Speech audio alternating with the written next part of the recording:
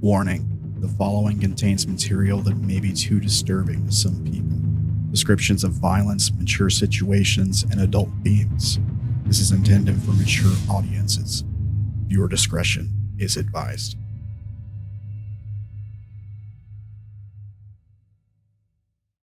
Black.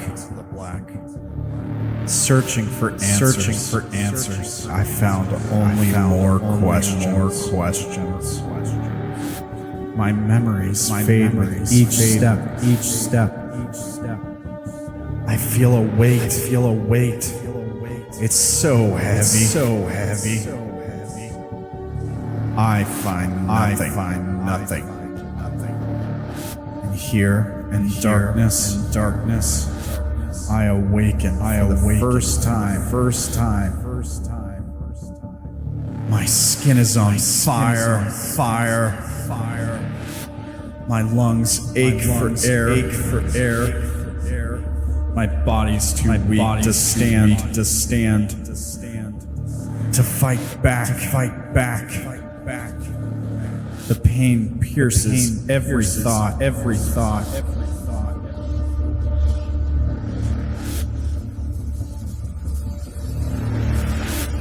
Death would be a kindness that I do not deserve.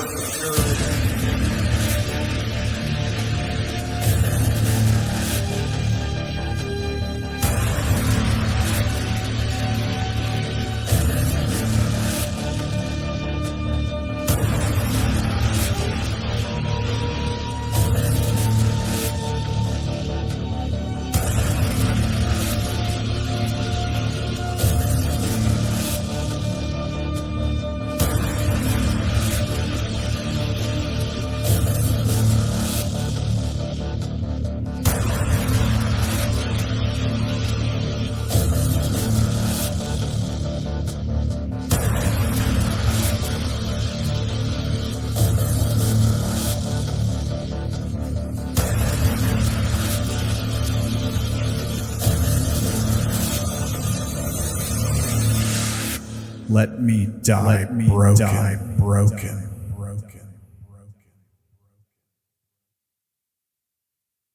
I am here. Let's see. Can we hear these folks? How's it going, guys?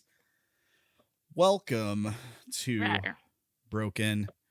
We're here playing some sci-fi tabletop RPGs for you guys today. How's everybody doing this week? How's everybody been? Good? You guys all doing good? Overworked and underpaid. Right. Yeah, pretty god much. Right. Can relate. Plotting everybody here's demise. Gotcha. Good luck with that. Spare me, please. I wish you all the best. I hope everything's going good. But for now, you don't know what you're up against, so good luck. We're gonna have some. Try to have some fun. So, we'll go around the horn. We'll have everyone introduce their characters. Maybe talk about like what's going on with them recently, and at the end, we'll catch everybody up with where we are right now. Sound good? So, we will pick up with you, Dank. Dank, how are things? Things are interesting. I allegedly recently robbed a nuclear power plant. I'm about to go break into a radio station armed for bear. I'm having a blast. Ohio might not be real, but these bullets are. Yeah. Okay. Well, perhaps you'll get to use some of those bullets today. Thank you, Dank. Up next, we've got Gerblin playing both Enigmas for you today. How's it going, Gerblin? It goes. I think both of them are incredibly confused. Neither of them has any idea what's going on, and it probably doesn't help that one of them got hit by a car.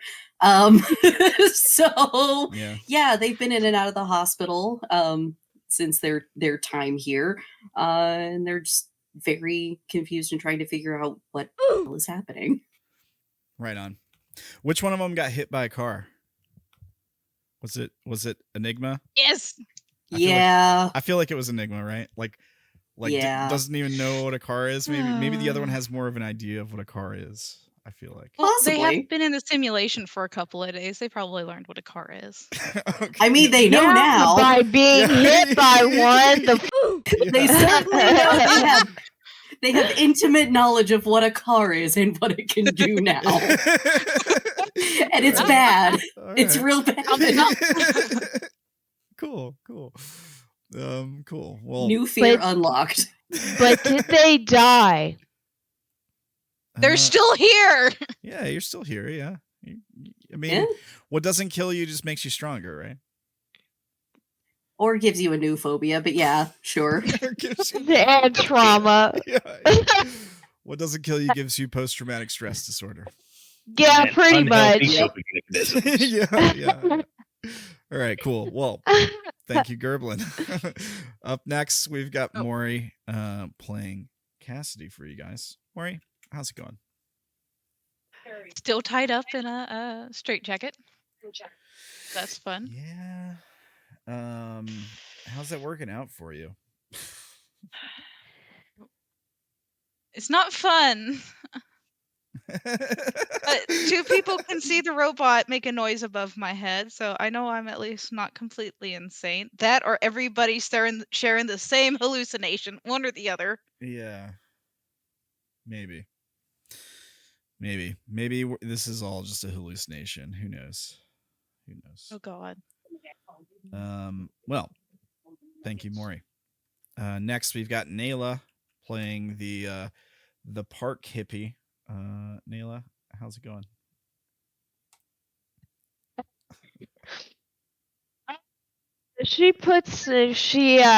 Oh my God. She took some pretty big emotional hits from Ernest, but still somehow turned out okay. So it looks like the drugs are working. Yeah. Right on. Glad to hear it. Snuck into a psych ward. Oh yeah, that's right. And am currently hiding in the ceiling. I almost forgot about that. Yeah, the serial killer's room. You don't know is a serial killer. You be a need into what'd you say, Maury? What was that you just said? You be a need into the mental health facility and got into Cassidy's room and in the ceiling, and that is where you're currently hiding. Yep. Good job. Good job. You both worry me very much. You're welcome. You love us. Alrighty. Well, thank you, Caitlin. Last but not least, we have Zach playing Derrin for you guys. Zach, how are things? The most concerning of us all. Oh my God. In the slightest. That's a lie. I wouldn't underestimate him if I were you. He's the one who could. I am just a baby boy. No, nothing goes wrong. Lies. Right on. Listen, we just want to go home. There is no home. Home was a lie, unfortunately. Okay. So let's talk about what's been going on. So you guys left off from Nataku after there's a disaster that basically wiped out the power for the city, the vault. It blew it up. You got on a boat. You headed to the flooded countries. I mean, you fought some stuff when you found some clues left behind by probably other vagabonds, and you ended up finding basically a secret entrance into the flooded countries through a little simulation similar to the one some of you experienced before. And it's Cleveland, turns out, that a lot of you have found yourselves in, with the simulation basically writing a backstory for you, making your presence there make sense. And some of the NPCs, like Ernest, have bought in fully, it seems. Completely believes he's a doctor at this mental health facility, where Cassidy is locked up, where in a nearby park, Naela lives in a tent and has broken into the place, where Derrin has an apartment and has been looking around for weird clues and basically planning things just like his old self, talking to his relatives who happen to be in town, even visiting, coincidentally, the same mental health facility for an unrelated matter, basically. And of course, we have Dank taking mysterious action in the background, perhaps tied up in something bigger with some kind of gunfight at the nuclear power plant. It sounds like something his character would be involved in, certainly. And if I recall, we left off last time with Dank in an alleyway. I'd stolen a car and was heading towards the radio station. Oh, that's right. Okay. So I guess we can pick up with you arriving at the radio station in that case. Let me see here. Let me cue us up some music. And grab tokens here.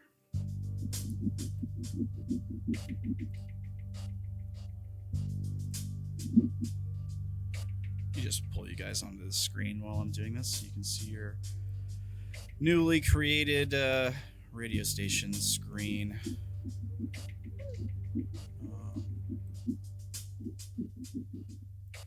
Okay.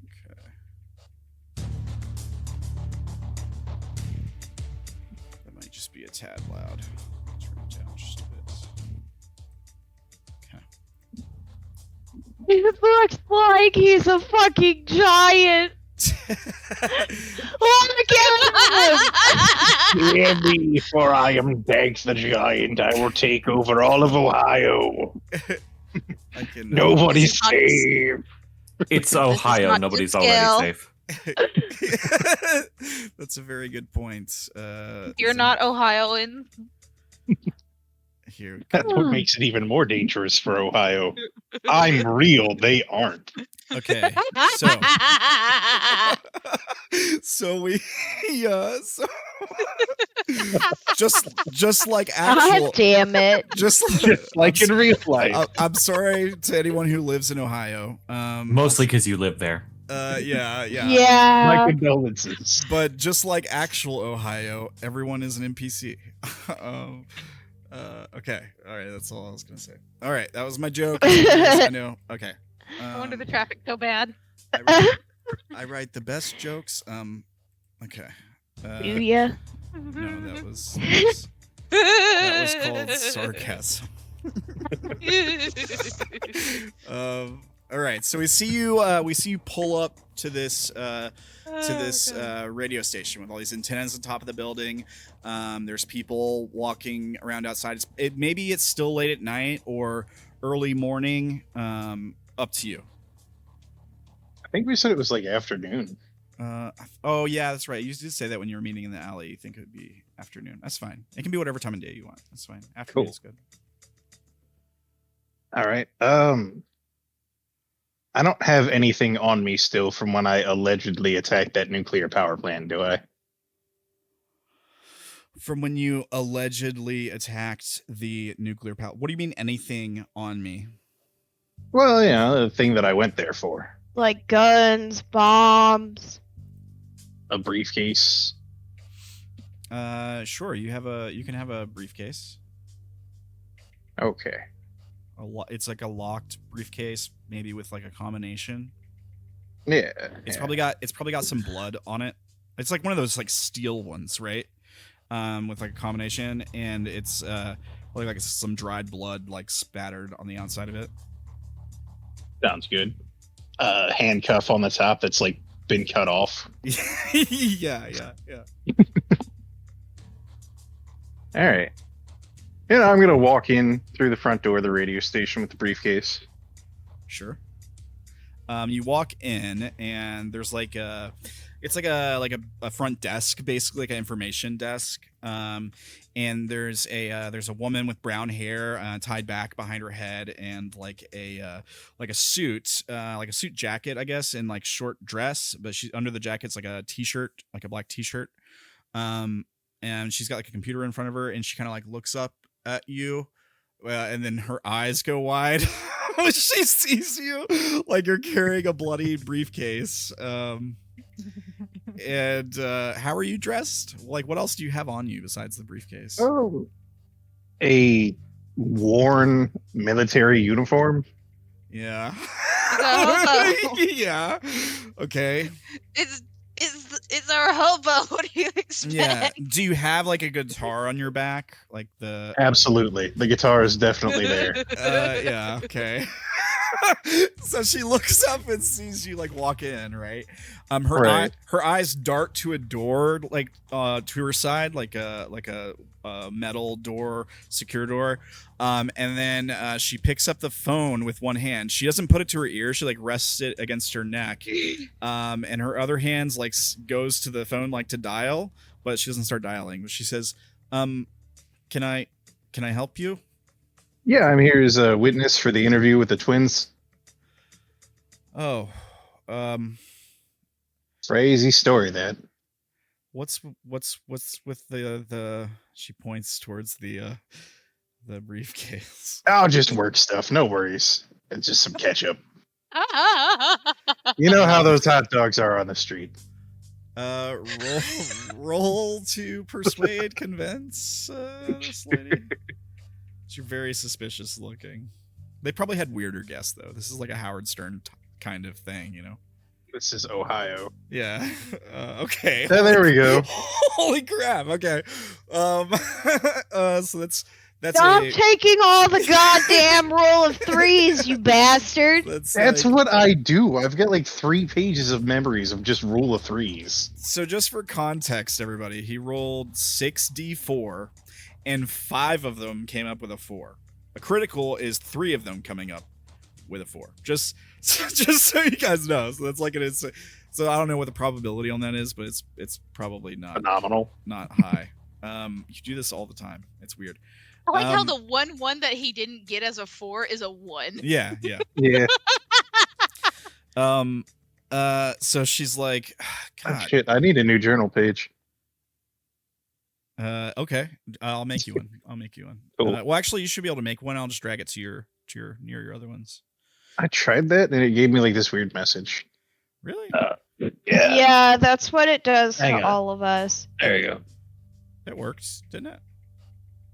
Maybe. Birth of a memory, an event so wonderful it is to be admired just for its very existence. Yeah, I got a journal page for you here that generated. Let me move it near your other ones. It's journal page 6. Jesus, Dank. Yeah, I will also. Well, I get a lot of these. I'll make it visible to everybody. And I'll give you control over editing it for sure. Cool.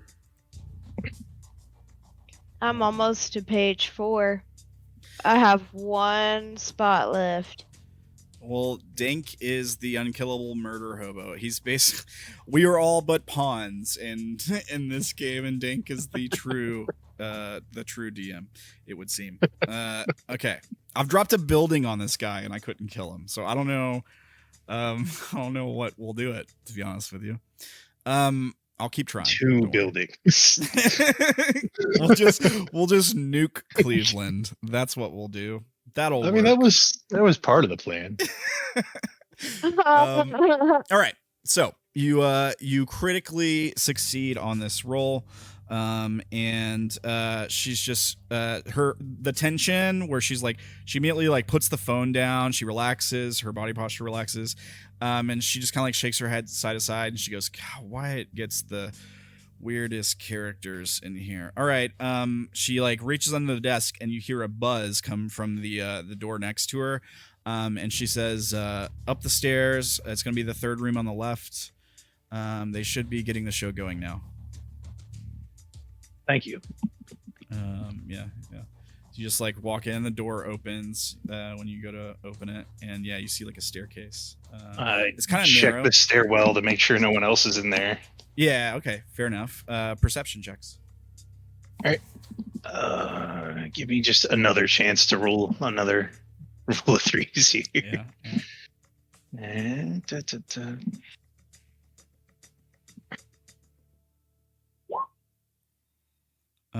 Okay. So you see, you look up, it's like a narrow staircase, it's very cramped, and it goes up almost the full story, and then it like cuts 90-degree angle to the left. Looking up the staircase, you don't see like anyone on the staircase, but you do see like two person-shaped shadows cast from a light around that corner, and they're both standing still. And they both seem to be facing the same direction, which is back towards the staircase. You also hear voices. You hear people talking, a bunch of different people in different rooms, probably. And it's clearly not these two shadows that you're hearing. And the voices you hear, they sound kind of muffled, like they're coming through a wall. Or something along those lines. And it's almost like you can faintly hear it like through an overhead speaker or something as well, but it's not turned up very loud. What do you do? I discreetly reload my handgun and tuck it back into my waistband, making sure the safety is on. Yeah.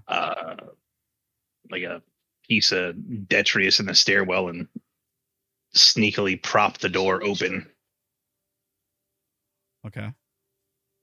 And then I begin my way up the stairs. All right.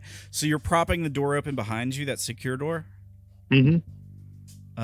Okay. Make a stealth roll. How are you propping it open? Like, would it be like a gum wrapper or a piece of trash off the floor, just putting it over the part of the door frame where the lock would go in? Okay, that's probably gonna be easier than like I don't know, leaving the briefcase there or something.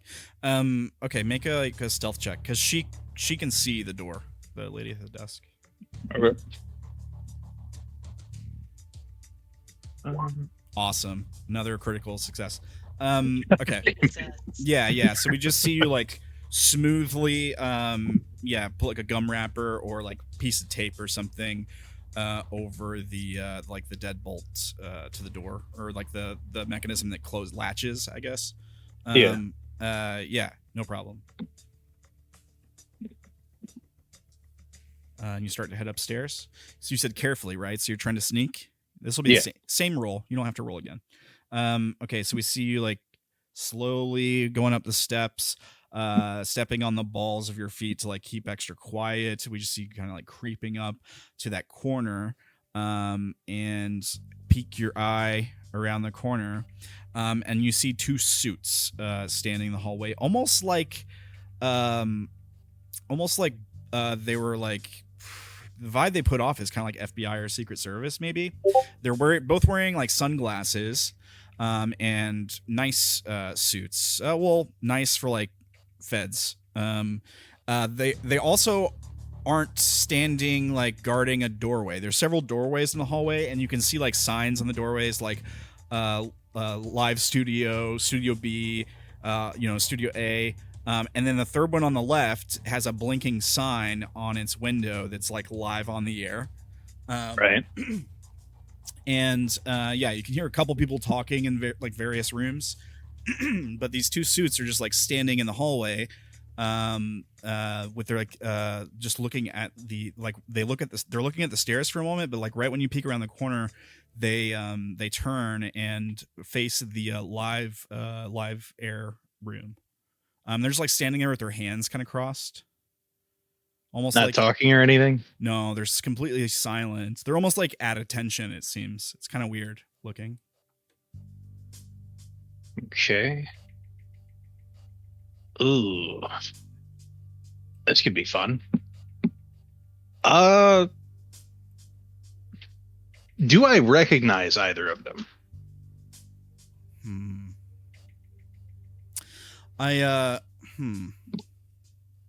Make a auto hypnosis check. Yeah, explain how auto hypnosis would help you recognize them here. Like going through my memories to see if any of their, stances, postures, facial features. Perfect. Yep. Make the roll. You got it. You said exactly what I was looking for. Right. Okay. Okay. So you don't recognize their faces. You don't recognize like them as people, but what you do recognize is their like posturing, the way they're holding themselves, the glasses they're wearing. Look like Silas's, for example. The way they carry themselves like a Fed, the way they're standing at attention, seems a lot like the way Silas would stand, walk, carry themselves, kind of thing. So it's almost like they're wearing Silas suits or like very much Silas-like behavior, maybe trained by the same people, for example. Oh shit, they're Mr. Smiths. The Matrix. And so like sitting there observing them in silence, and then one of them goes, "Are you sure this is it? These are the ones we're looking for?" And the other one goes, "I don't think we're 100%, but close enough. Better to be safe than sorry." He starts to reach into his coat as the other one like takes a step towards that studio door. What do you do? I'm gonna headshot both of them. Okay, all right, yeah. So you're gonna pull out your gun. Okay, so you can only shoot one of them at a time. It is a 3-round burst handgun. It is. And they're both right next to each other. They are right next to each other. 3-round burst handgun. Okay. Okay.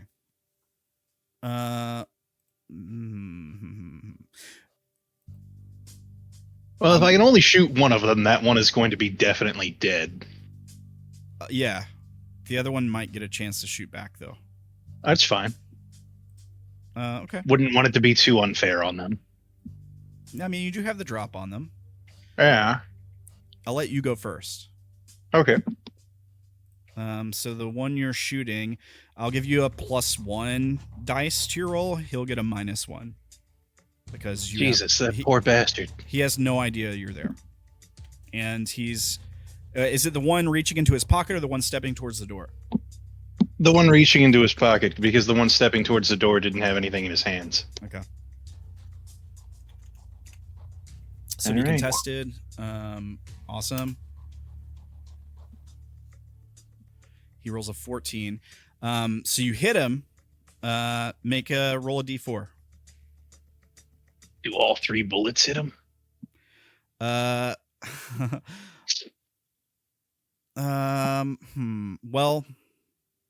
do the roll and find out. Yeah, do the roll and find out, I guess. Why did it roll 4 d4s? I said 1. I don't know. It's all good. Well, that's a 4. Yeah, that's a 4 right off the jump. Yeah, I'll say the first one counts. So yeah, all 3 bullets hit him. Maybe all 3 in the head if you want. His body goes limp instantly. You have a silencer on your gun? Yes. Okay. The other guy would still hear the gun, but maybe like people in the rooms don't hear it, or like if they do hear they could misidentify it as like a backfire or something. Yeah. Okay, so yeah, this guy just like ragdolls to the floor instantly, basically. A handgun drops from his pocket and like skitters across the floor, and the other guy turns and quickly draws into his waistband to fire. It'll be contested check again, so you get to roll again. You don't get the +1 this time, though. That's fine.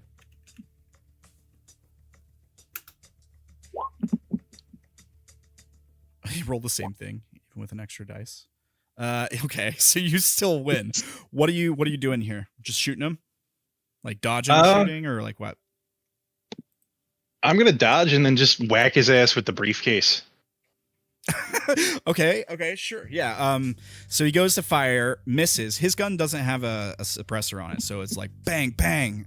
We see like some chunks come out of the drywall. And like there's a couple screams in the room nearby. You duck back behind like maybe the corner of the stairwell or something, or like you rush him and I rush him and just like smack his ass with the briefcase. Yeah. Okay. So you knock him down a body step. So he's is it beaten? Yeah. So he goes down to beaten. He's gonna start trying to swing back, I guess, and keep fighting with you.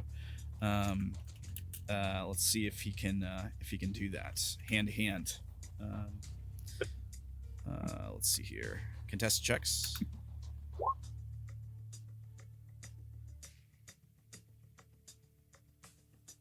He's not rolling well. So you get the upper hand again as he like first tries to hit you with the butt of his gun, but you like catch his hand or redirect it, and he reaches with his other hand, swings out a knife from his hip that you didn't see, but you jump back just in time for it to miss. But what do you catch him with here? I'm gonna say I still have like the briefcase on him. I'm gonna like lean into it and disarm his handgun. Sure. And then dodge back when he goes with the knife. Yeah. So you like, maybe you like wrap the chain from the briefcase around like his wrist, and pull it. The handgun, not only does the handgun drop, but his wrist makes this sick kind of cracking sound and he kind of like yells out in pain. Yeah, he goes to swing with his other hand the knife, but you've already moved, anticipating it. He's now wounded. What are you doing? I'm gonna, well, from a decent distance so he can't like lunge at me and stab me, I'm gonna pull my gun on him, train it on his face, and say, "You better start talking. Got a lot of explaining to do." He goes, "Fuck you." Is that how you want to play it? He just stares at you. Are you sure? He smiles. Still like gripping his wrist, clearly in pain. What's your name, boy? Not important. Important enough to be here.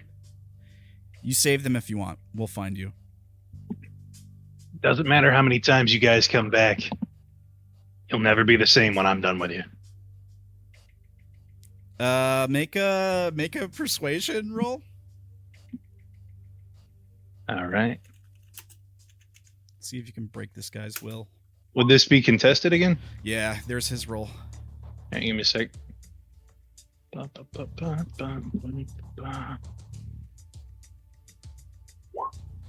Yeah, you see this like wave of doubt kind of come over his face for a moment. Like he drops his mask, his like facade, and his tough guy sort of act, and he sees, like, you see this look on his face of like genuine like, oh shit, I fucked up. This is not what I was expecting. Yeah, what do you do? Your name now. He says, they call me Ferdinand. Oh, okay, I like the explorer. No! Or the cannibal. You don't eat people, do you? He shakes his head. Good. Prion disease is a hell of a thing. Why the twins? Out of all the people here, why the twins? The collective. Why were you assigned to them? To fix their mistake. Go on. The madness they wreak can't be controlled. They never should have been created in the first place. That's all I know. I mean, that's kind of what happens when you make a hive mind, man. Gotta have an anchor, otherwise shit goes bad. These two are cut off. independent. yeah. We need to know why. Nature versus nurture. I'm sure you guys have scientists that are smart enough to figure this out.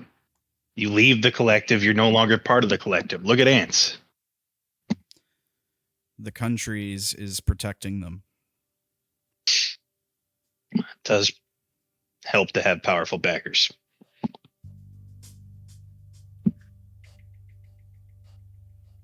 He goes, well, you got what you wanted. Shoot me then.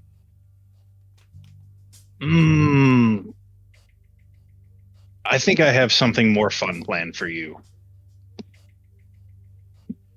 He grimaces. Just then you see like you look over to the left, you see like a woman inside one of the studio rooms looking through the blinds. And when you make eye contact with her, her eyes go wide and the blinds she lets her hand out of them so they close, you know? Right. And you hear movement in the office, like it sounds like first like a desk drawer, and then you definitely hear like a phone being picked up off the hook, and like panicked button pressing, like slamming. You've done it now. Well, we knew how this was going to go. That's not the point. Just means the party's starting early. All right, Ferdinand. I open the briefcase. Okay, so we see the briefcase open, and inside the briefcase is a tablet, like an ancient style tablet in like a foam case that's like made to hold it, you know, like to cushion it. Right. And on the tablet we see like Enochian sigils or something, right? Like some kind of ancient writing. Yeah, I mean, think like the tablets from like Supernatural or whatever, like the tablets of God or whatever. That's what it looks like. What do you do? I show it to him. Okay, yeah, you show it to him. All right, there's a bright light that sort of emerges from the case when he looks at it. Let me see here. I'm gonna give him a -1 to his roll. He is beaten. No, wait, worse than beaten. Wounded. Well, Yeah. it's more for his mental state. Mental state. He does succeed. No, he doesn't. Reroll that 4. Okay, all right. That is a failure. Okay. So he looks at it. There's this bright flash, and and his head does like the Indiana Jones, was it like the Last Crusade? The face melt. Yeah, the face melt thing. Yeah. So his head just like fucking dissolves into goo. And it's basically just like smoldering. He's like a smoldering headless torso. And then he just like collapses onto the ground. When you turn the case back around, there's your next item was aviators, right? Yeah. Yeah, there's a set of the platinum osmium alloy aviators in the case. It now doesn't fit the like mold that was for the tablet, but they're like pristine looking, and they have Enochian sigils like etched across the frames. That's badass. Oh, I'm gonna immediately put these on. Yeah. Okay, so you like take them out, put them on. You just drop the briefcase.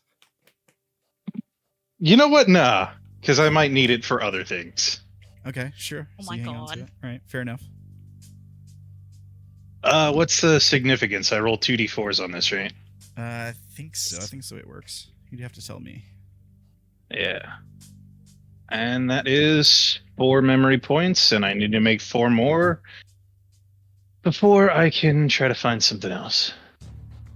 Okay.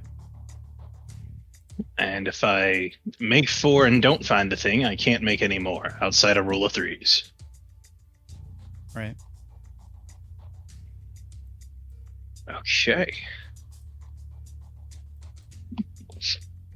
All right. Yeah, I'm gonna walk in to the studio where the twins are at.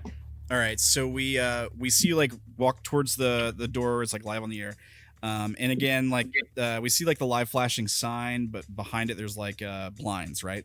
And we see you like reach for the door. Then we cut away. We cut to the inside of a studio. Let me grab these tokens here and make them visible. And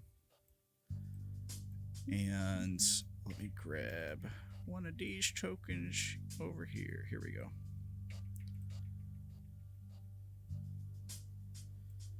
Okay, so we cut to the inside of the studio, and like it's probably like there might be some text on the screen that's like a few minutes earlier or something like that.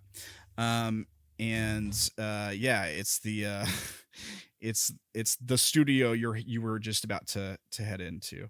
Let me see. Where's our thing? I don't know if I have the music, the background music for this guy on the thing. I might not. That's fine. We'll just use the same music resume. I thought I did. It's fine. So we see this guy sitting at a like a studio table. There's like some computer stuff, maybe like some mixing boards, a microphone. And on the other side of the table, there's two chairs, each with a microphone, and seated at each of those chairs is Enigma and Amagine. This guy says, so we're glad to have you on the show today. So I just wanted to ask you a couple more questions. How did all this crazy circumstance happen? And, I guess, well, the most important question for my listeners would be, what do you think it all means? I mean, we just kind of happened to end up in the same place. It just kind of, I don't know, it just happened. And the other kind of was, yeah. And I mean, I don't know. I guess it kind of depends on what we decide to do moving forward. I don't really know what it means yet. Okay. Well, have you heard of the term, I think it's like synchronicity or something like that? Both of them kind of shake their heads. Okay, well, I guess my question is, do you think it's just a coincidence that you happen to be in the same city, that you happen to have something unheard of, which is exact match of DNA? I mean, I'm looking at the two of you now, and you look like twins, but all records say you're not related at all. Doesn't that seem strange? I mean, it's a little strange. I mean, it's, weirder things have probably happened.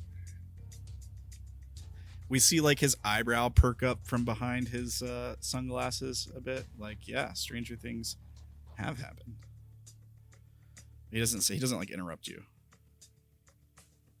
But I don't know. I mean, I guess you could think of it as a weird coincidence. You could think of it as fate. You could think of, predestiny, whatever. But it just is. And here we are.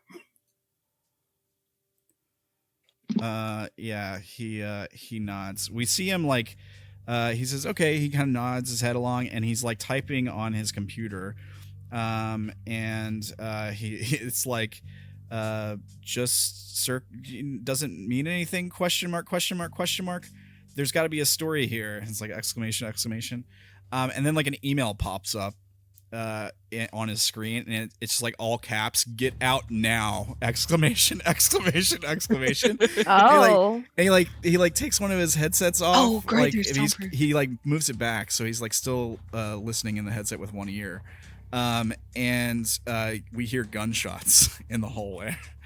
And he's like, "Oh, I'm sorry, folks. We got something happening here at the studio." And then like it's only like a few seconds, and the door opens. and he kind of, with a panicked look, looks at the doorway to see this hobo, basically standing in the hallway, and he like probably sees like one of the bodies laying on the floor. And does he see the one with the face melted off? Yeah, me. Sure, yeah. I'll give him a I'm gonna mental give him, stress check. Yeah, I'm gonna give him a mental stress check for that. Oh no! I think it's. I need everyone to look at the chaos. The chaos has been popping off. Yeah, the chaos is pretty great. I gotta listen. Dank's been busy. I've been doing my job.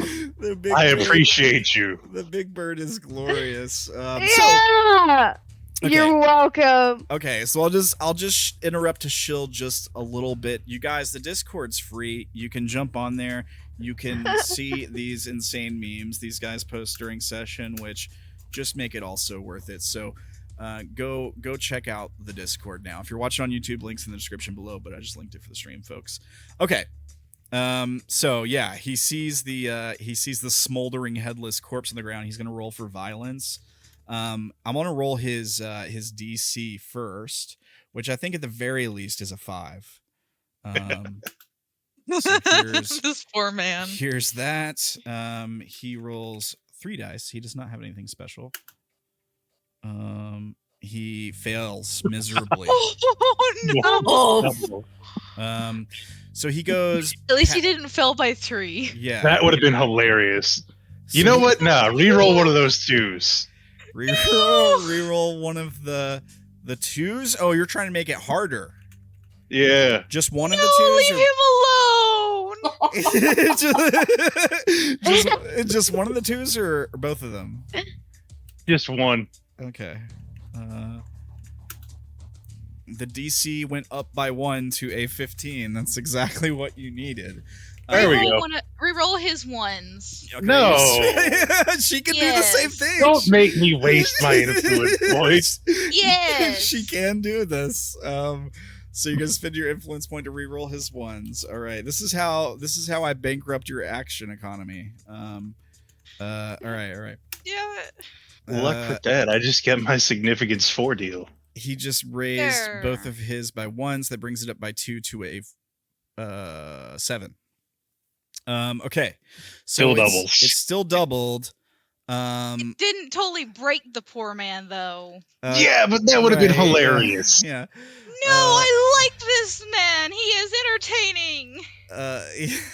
So he goes down to shaken. And he'll have a penalty to checks related to mental faculties and all that stuff.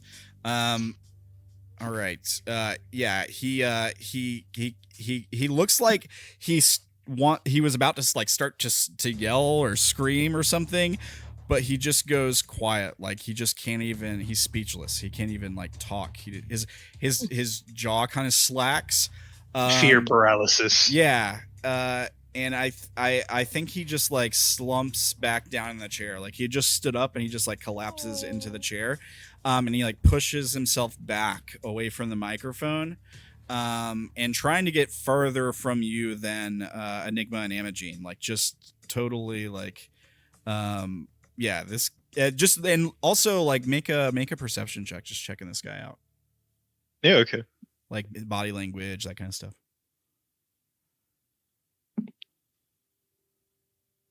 Okay. Wow, that's a lot of dice, dude. Are you sure you have that many dice? Yeah, that's not right. Let me re-roll that. We could just say like the last 2 don't count or something. 6. Yeah, sure. I'll get a savvy. Yeah, you still get the savvy success. I pressed 3. Why did it roll so many? I don't know. Yeah, I don't know. Okay, so he's clearly a civilian. Like just like you can tell by the way he carries himself, he doesn't seem to like pose much of a threat. He's very caught off guard, and sort of like terrified. Yeah, you can read all this all over them. Like he probably didn't even know those guys were out there, to be honest with you. All right, what do you do? Enigma, Amagine, you're in on this too. You can act freely. Oh yeah, both of them see Dank coming through the door and Big the shit-eating unhinged grin. shit. And they're both just like, oh, hi. Hello there. Dank, when they speak and when you speak, you see this little light, like a light bar on the table, like move and fluctuate to the sound of the voices in the room. You're still on the air. Hello, Cleveland. We are live. Sorry about that earlier confusion, but everything is all right. Drama cut back to the hospital. Oh, fuck. Cassidy's just looking at Derrin. Yeah, fair enough. We can cut back to the hospital and have a scene now, if you guys want. That is a perfect segue for that. All right. Just Naela quietly from the ceiling. That rat bastard. Let's see here. We're getting the gang back together. All right. I'm So- so excited. Isn't this what you wanted? Is that Cassidy talking? Yeah. As we cut back in. All right. What's going on in Cassidy's? We still got Naela in the ceiling. Is Derrin still in there? Unless the doctors started coming back, yeah. Fair enough. Yeah, sure. All right, go for it.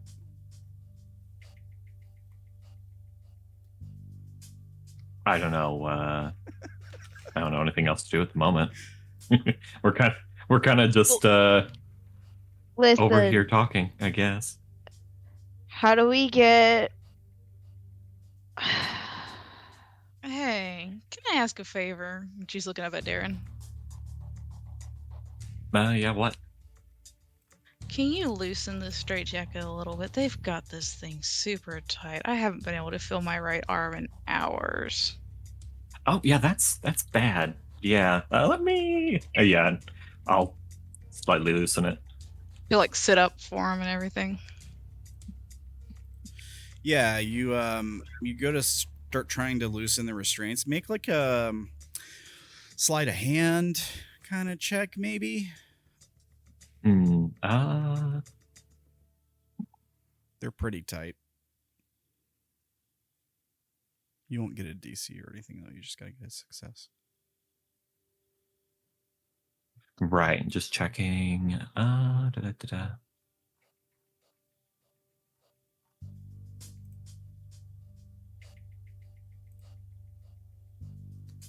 I don't really think I have anything, so I'm just gonna roll straight.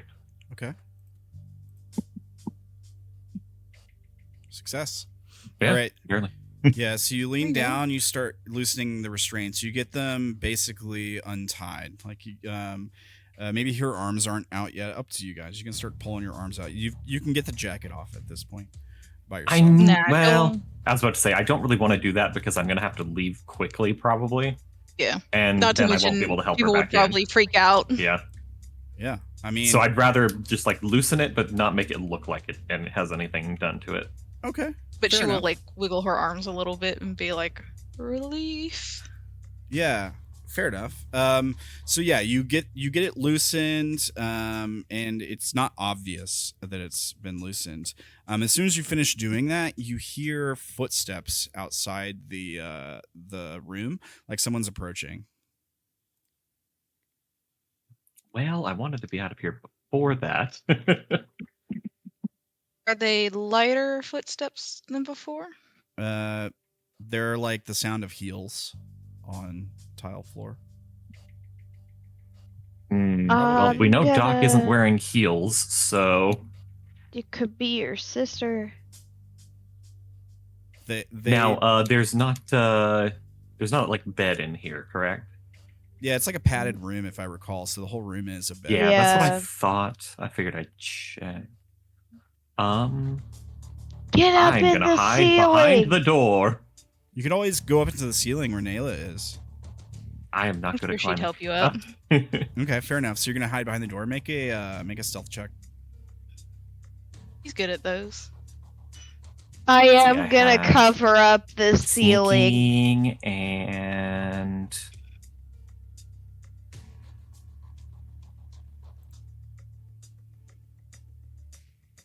yeah, just sneaking really. Okay. Wow, no. Let me check. Yeah, reroll. Okay, so spend the influence point to reroll. Okay. Oh. Best bet would be to reroll everything. More chances for 4. Fucking you. Oh my god! So we have. Okay, so I use my last No. influence. Oh, okay. He stands on the wrong side of the door, so it opens and he's in front of it. I don't know what you guys did to roll 20, but it's like Dank gets nothing but crit successes, and like you just rolled basically 2 crit fails. Roll 20 loves Dank and hates everybody else. Okay, so there's your savvy I success. almost I can no longer spat do my anything, drink guys. out. So Okay, so that When total. did you turn into Disrupt? Yeah. The total there is 8, 11, 14, 15, just in case it matters. Okay, so you like hide behind like where the door opens to, so you got like perfect cover. So here's what happens. We hear someone, again, footsteps you haven't heard so far since you've been here, but they do walk with like purpose straight up to the door, the room you guys are in. And then we see the door unlock, like the handle like turn, and then we hear like a huh, and then the door opens. We see to the audience, a familiar face, maybe a little bit aged from the last time we saw them. Actually, no. No, okay. Nope. So why don't you describe who we see Oh standing my god at the, damn! at the door? Actually, Derrin and Naela might need to make a roll. And Cassidy, too. Yeah, that's It's fair. Cassidy's face. Yeah, so it'd be like unnatural check, yeah? Unknown, you mean? Except Yeah, the unknown, yeah. pigtails, Thinking of unknown where they armies. should be blue, a bluish purple, they're black, and there is a large scar along the cheek where Cassidy has nothing. Right on. I think the DC would be like a 4d4 at most, I feel like. Is that fair? What do you think? Yep. All right. I kind of want to do the same one that we did for the Enigmas, but I can't remember what it was. That was 5. Was it? Was it 5? If it was 5, it should I be don't 5. remember. Do you think it might be like downgraded a little bit since we're in a simulation? Fair. All right. Yeah, that's fair. Here's the DC. That's not bad. Not bad, not bad. Here, I'll There you Meets go. it, beats it. Cassidy doesn't take it well. There we go. Oof. Yeah, so Cassidy would go down a mind step. Derrin, you're fine. Naela too, I guess. Oh, Naela's. Oh, I'm sorry. Meets it, beats it. Meets it, beats it. Okay, Meets it, yeah. beats it. Sorry, I didn't see. Okay, yeah. So only Cassidy is affected negatively by this. Kind of makes sense though with all of the stuff she's been going through though. Totally. Do I and- feel To the see like? herself up and walking Do I feel the around. like PC feeling from her? Yeah, probably. Yeah, I would think so. I think He does not have NPC energy. I think actually what it feels like is the same feeling you got from Cassidy has just like doubled in intensity as soon as she walked into the room. It's Interesting. very similar, if not like identical. But I kind of want to leave that up to Mori. What do you think? In Mori? a way, yes, but also in a way, it's weaker. Oh, that kind of makes this- sense. Yeah. Yeah. All right. Cool. So what does she say when she enters the room? First of all, she'll have to make a perception check to see if she spots Derrin. It will have to Or be just a straight Naela, yeah. contested. Yeah, his was like a 15 or something. It's pretty good. Yeah. So there's no way she's unless I can add my hearing. I have sharp ears. Yeah, I mean, I suppose that would apply. He could be breathing or something like that. He kind of has to breathe or he'll die. Yeah, but no, that didn't work at all. All right. So yeah, you don't know Derrin is there. I'll say may I kind of, with that, since it's like half my role, can I like slip out the door as she's like doing that? Yeah, absolutely. So so maybe she opens the door and she like walks into the room a little bit and then leaves an opening for you to like slip around the door and out behind her quietly. Yeah, so I can kind of just be back where I was outside listening in. Yeah, all right. Yeah, I like that. Okay, so what does Narcissa do when she enters the room? You would look at Cassidy, very interested, and probably make a comment about, I thought I sensed something. And then look around the room? Yeah, I guess we gotta see if you spot Naela. Naela, can you make a stealth check? Sure. I know I have a thing. I keep forgetting to add it to the freaking skills on the same page. I'm gonna rule the untying of the restraints to be part of Derrin's previous successful stealth check against you, so you don't spot that. Narcissa. Okay.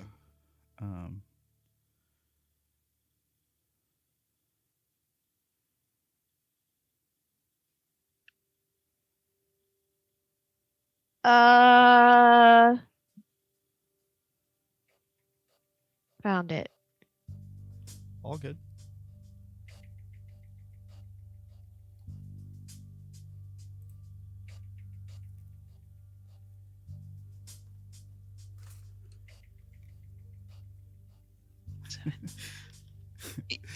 Okay, so 2, 3, 7. Oh, I'd have to make all perfects. 10. It's another 15. Yeah, well, 10, 12. It's actually 16, I think. Jesus, I'd have to make it perfect. I mean, there's a chance you could. So if you want to. Yeah, I mean, look at my rolls. You could do it. Yeah, no. Okay. So yeah, you don't spot Naela. You also can't tell that the restraints are undone. Derrin covered his tracks pretty well. So, yeah, up to you. I'll repeat this out. This is the part where you get to see Mori talk to herself, I guess. No, I'm not gonna do Again. that. No, I don't feel like doing that quite yet. She's going to look up at Waywatcher though, since it's more to like the NPCs. He's just kind of like hiding to keep out of the way, like squint at it. Yeah, the Waywatcher like directs his attention. He's still like hanging from the ceiling or whatever to Narcissa, and then makes like a beep sound. And then like relaxes back against the ceiling, almost like maybe he scanned you or something.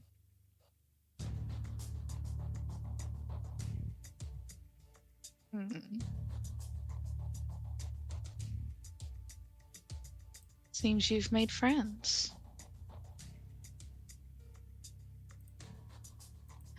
And seems he's broke his promise. I'll be back later. And then she leaves. All right, so yeah, you see the door close, and we hear the footsteps walking away. Maybe we actually like follow Narcissa for a second. What do you guys think? Yeah, sure. So like the camera goes out the room with Narcissa and like follows her like walking down the hall. We see her walk into like a medical meeting room, basically, or like maybe it's Ernest's office or something. And he's like sitting there working on the computer, going over some notes. And he's got some like half spectacled glasses on, and he kind of like lets them fall down to the tip of his nose and looks over them at Narcissa, and he says, "What's going on? How's our patient?" Oh, Behaving herself. Good. Seems to be a strange detail in her file. I'm concerned she may have a complex or something.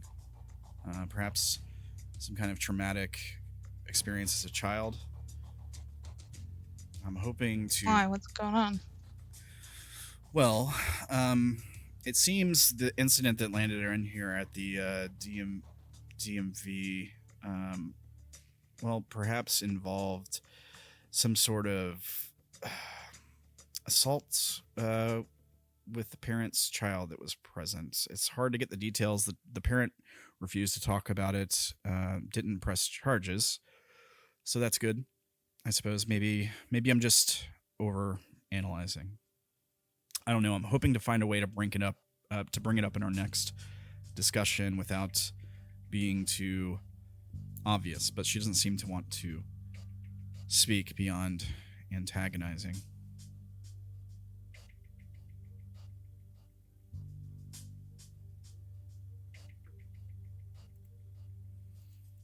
He says, I am curious, though. You're quite the expert on dealing with particularly troubled patients. What would you recommend?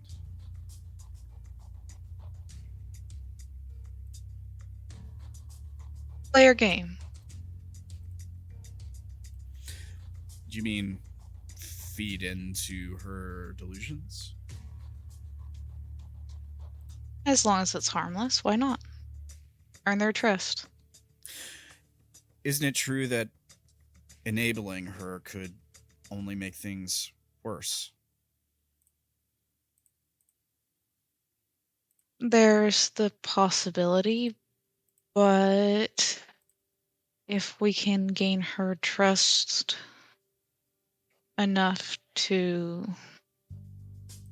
get her to take what we need her to stop them, maybe she won't be so angry in the long run. Perhaps you're right. She seems to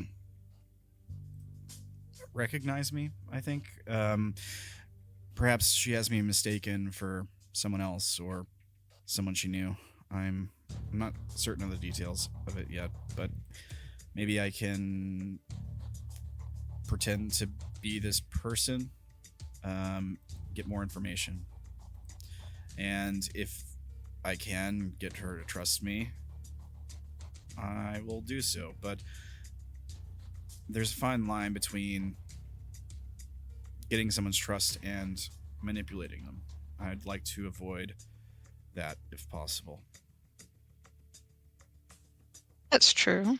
I wouldn't say pretend to be somebody or not. But what does her file say again? And she leans over to look at it. She sees a little robot or something? Yes, she seems to have a common hallucination of seeing some sort of small robot that she can communicate with. She doesn't just look at it as a robot, though, is the thing. She interacts with it like it's a sentient being, which is quite strange. But her history shows that she does have a certain skill with mechanics, robotics, programming. Perhaps she has an unhealthy attachment to computers, machines. It would make sense. Possibly. Personality fits. She doesn't seem very sociable. Well, I mean, look at how much normal people get attached to their Roombas. Yeah, he nods. And those are nowhere near as complex what she's claiming this thing to be. Yeah, he says, it's strange. A colleague of mine a few years ago had a kid who had one of those, what are they called? Tamagotchis? Or... Oh, yeah, I remember those. Yeah, like a little keychain computer pet thing, like pet. Yeah, he had to feed it and stuff. But the kid wanted to make sure he kept it fed. He didn't want something bad to happen to it. I don't think something bad would happen to it. I mean, assuming it's just a small computer, I would assume you can just reset it or something along those lines. But the kid was overly frightened of starving the pet. Well, it's almost like, you get a 5-cent goldfish at the fair. I mean, it can die at any time and you can always replace it, but that's your 5-cent goldfish. Yeah, he nods. So, try to be on good terms with her. Well, anything else?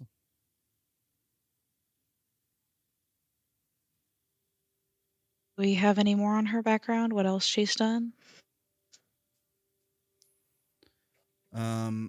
He says, well, there are some questions as to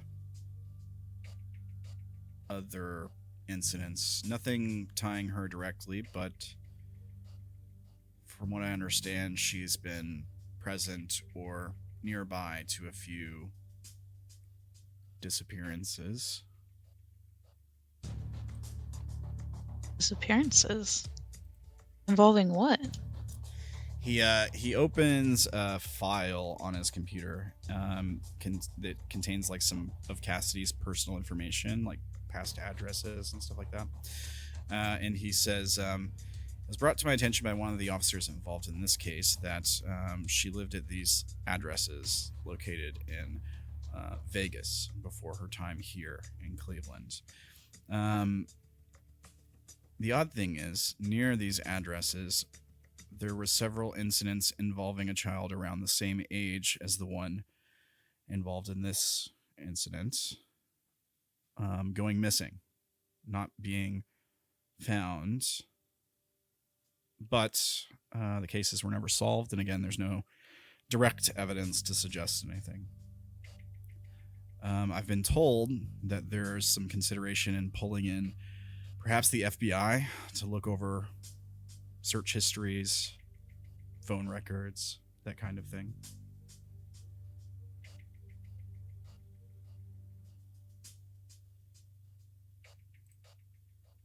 Oh, Silas, what have you been letting her do?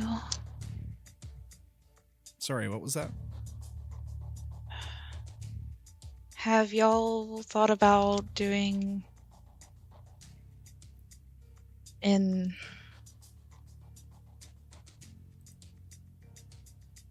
non-common evaluation? Can you be more specific? Maybe it's not delusions. Maybe it's something else. Something less common. He types into the computer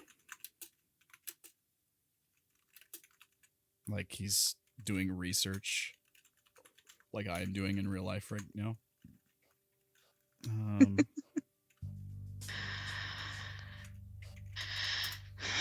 This is I'm not seeing anything. I mean, there's something we could use for like multiphasic personality. So far from what I've seen, she doesn't seem to have dissociative personality disorder.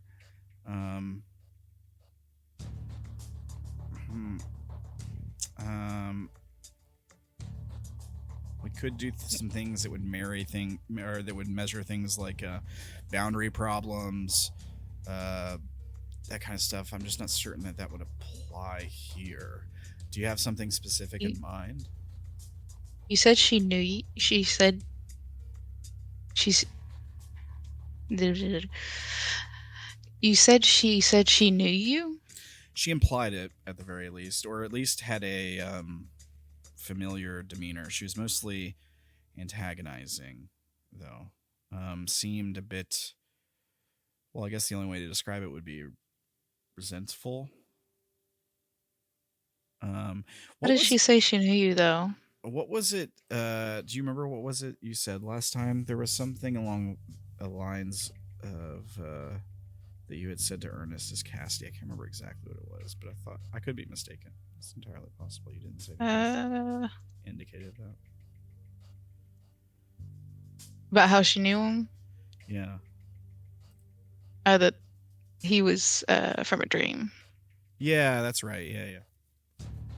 Yeah, so he'll say, she seems to have said she knew me from a dream, or something along those lines. Dream? He nods. He says it's not unheard of. From my understanding, people have trouble seeing faces in dreams, so it's easy to see a face that afterwards that fits, if that makes sense, that you can associate with a dream. They also say you can never make up a face in your dreams, that there are faces that you've seen before, even if it's just in the background. Yeah, he nods, and he says, yeah, just something about it left me a bit uneasy, I guess.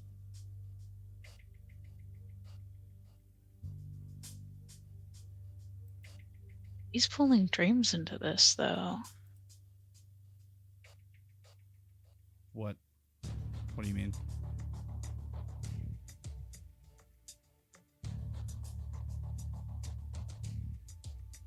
No, she couldn't. Couldn't what? That could explain some things, though, but that would... It's really rare. I'm sorry, I'm not following.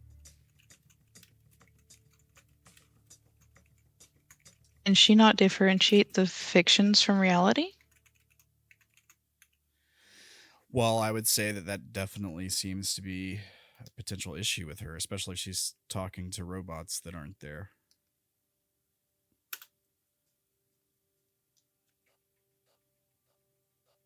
Were you thinking of a particular... Well, the only dream disorders I can think of is like night terrors. No, it's a whole psychosis. If they get into a fandom or they get into like a fandom or a video game or something, especially something dark, it can have dire consequences. Oh, I understand. I think it's real. Like believing the dream is real. Right. Like, you know how back in the early 90s and stuff, people blamed Doom for making kids violent in GTA and things like that. Yeah, he nods. But the people who have this, they honestly think that it's real. They can't tell the difference. Okay.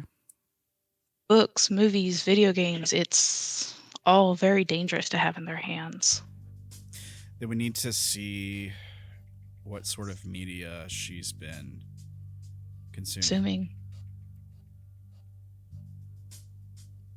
Or what she's become obsessed with. Understood. I believe some officers have searched her place of residence. I can ask them if they see anything. I do have their contact numbers now.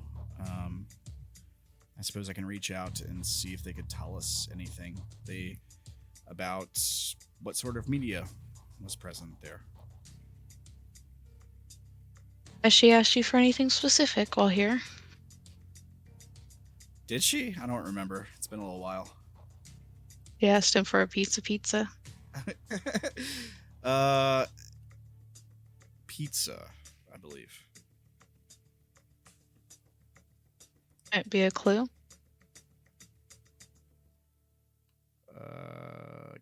I don't know. Could it? Is she obsessed with some local pizza chain?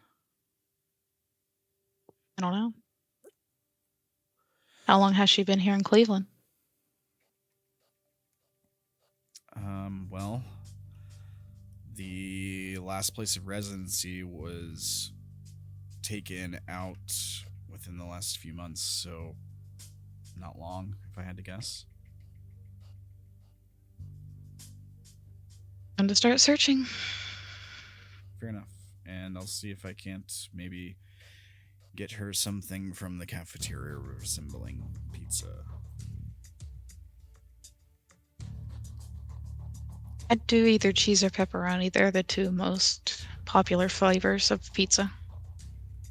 Makes sense. All right, well, it seems I got work to do, so I suppose I'll get to it. Is there anything else I should look into? Not that I can think of. If you need some help, call me. Will do. What does he call you? What's your name to him? Is it Narcissa? It's still Narcissa, yeah. Okay. So he says, "Thank you, Narcissa. I'll do that." And he like steps out of the room, presumably heading to the cafeteria. I guess we can jump back to the folks at the radio station. Does that sound like a good point to do that? Sounds good to me. Okay. So we come back to the radio station where Step back to reality. Yeah, where everything is sort of popping off, you might say. Poor radio man. He knows what he did. Yeah. He hasn't done nothing. He literally hasn't done anything. He lived in Ohio. Doing his job. He's not even living there. He's been asked to fill in. Yeah, he's like filling in for somebody. He existed in Ohio. Yeah, he went to Ohio. He should know better. This place is the back room. All right. So yeah, we fade back in, and it's just no time has passed. It's you've just done your like announcement to Radio Cleveland. What's going on when we fade back in, you guys? Ooh, this could be fun. I'm gonna just like scooch him over and take over his spot at the desk. Yeah, he doesn't fight you. He's very intimidated, and yeah, he gets up from the chair and he's like, please don't kill me. What? No, this is a kid-friendly show. Yeah, he doesn't see the humor in that comment. Amgene does smirk, and Enigma is definitely smiling. Let me give him a roll.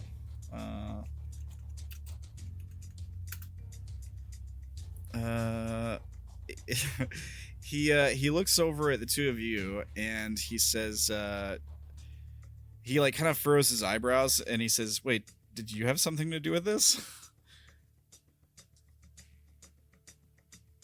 No, just a friend. You keep strange company. You're free to do whatever you're trying to do here, Dank. I'm gonna go through his emails and see who sent the message. Yeah, okay. So yeah, you pull up his emails and it's the message is coming from your contact in the alley. This is a person who has been exchanging information with you. It's the same person. They were trying to warn him, it seems. Like not perhaps not about you, perhaps about the guys in the hallway. But yeah, it's somebody who gave you the information about the plant, about what was going on there. And it's the same person. It's They knew I'd be here. It's not like their name at gmail.com. It's like a dummy account that you recognize that they've used to communicate with you. Right. I'd send a message back. 2 down, ? To go, no worries. Send. Yeah, there's a short pause. And there's like you get back a message that just ... and then that's the message, and then the next message is like, who is this ? ?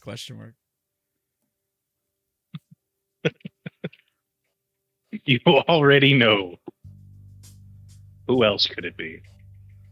Okay, so you get back. Good. I have more information for you. And then there's a picture image, and it's of Derrin, like a photo taken of him on the street, like a private detective photo. Like recent?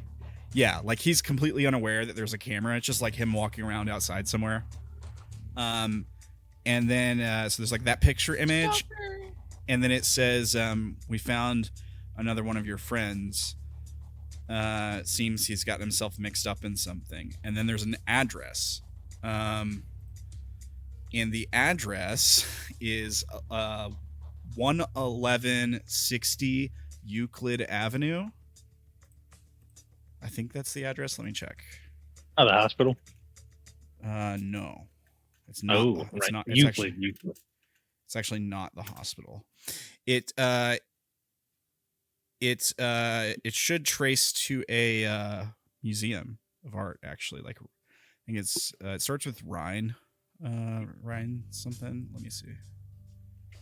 I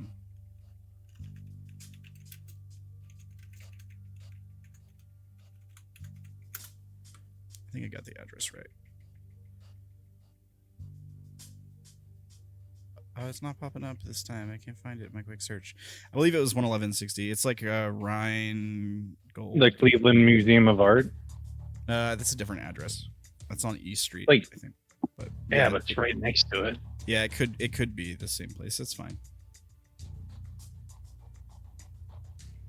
But yeah, the address checks out to like a museum of art or like an exhibit. Do you like Google the address? Yeah. Okay. So yeah, you punch in the address and yeah, you see like Museum of Art or like Rheingold exhibit or something along those lines. And it says we're having a new like you pull up their website and it's like we're having a new exhibition tomorrow night. And it's like some of the most famous paintings in the world are going to be there. Tickets are like listed at very expensive tickets, like probably a couple $100 a person minimum. Right. And there you see like a bunch of these really famous, well-known paintings, one of which is Starry Night. You get another email with a picture file of the Starry Night painting. And then the text under it says, I'm not sure what's going on with this. Perhaps they're hiding something else here. Makes sense. Thanks for the intel. We'll be in contact. Yeah, it's yeah, okay. I think that's all. They don't respond. Delete the message and then permanently delete it. Sure. You do that. And then continue on pretending to be a radio host. So are you just gonna actually try to like play out the whole radio show? Is that the plan here? For a little bit, and then we're gonna dip as soon as I'm sure that the others would have heard the radio broadcast. Yeah, okay. Yeah, so you continue with your bit. Do you want to act it out, or you want to just like skip ahead? Yeah, sure, dude. I've got some stuff. All right, go for it. We're like, all right, we've almost got the band all together. We just have a couple more people left, and then we should be good. In the meantime, I do not see any calls ringing in. Looking to take the next caller. Show us what you got. What are your opinions on the stuff with the twins? The radio host is like, it's look, there's lots of calls. See all those flashing lights? Those are calls. I'm aware, man. It's just part of the suspense. Yeah, he's like, sorry. He like sits back down. He's like, hey, you do your thing. I'm just a viewer, a listener, I guess. You know what? You're good at this too. Go ahead and pick up one of these calls, buddy. Pick one at random. He like waves. He pushes a button. And he's like, All right. Thanks for calling in to WBRK. You're live on the air with your host. And he like Dank in the brunch crew. Dank in the brunch crew. What did you have to say? And it's just like the call comes on and it's just like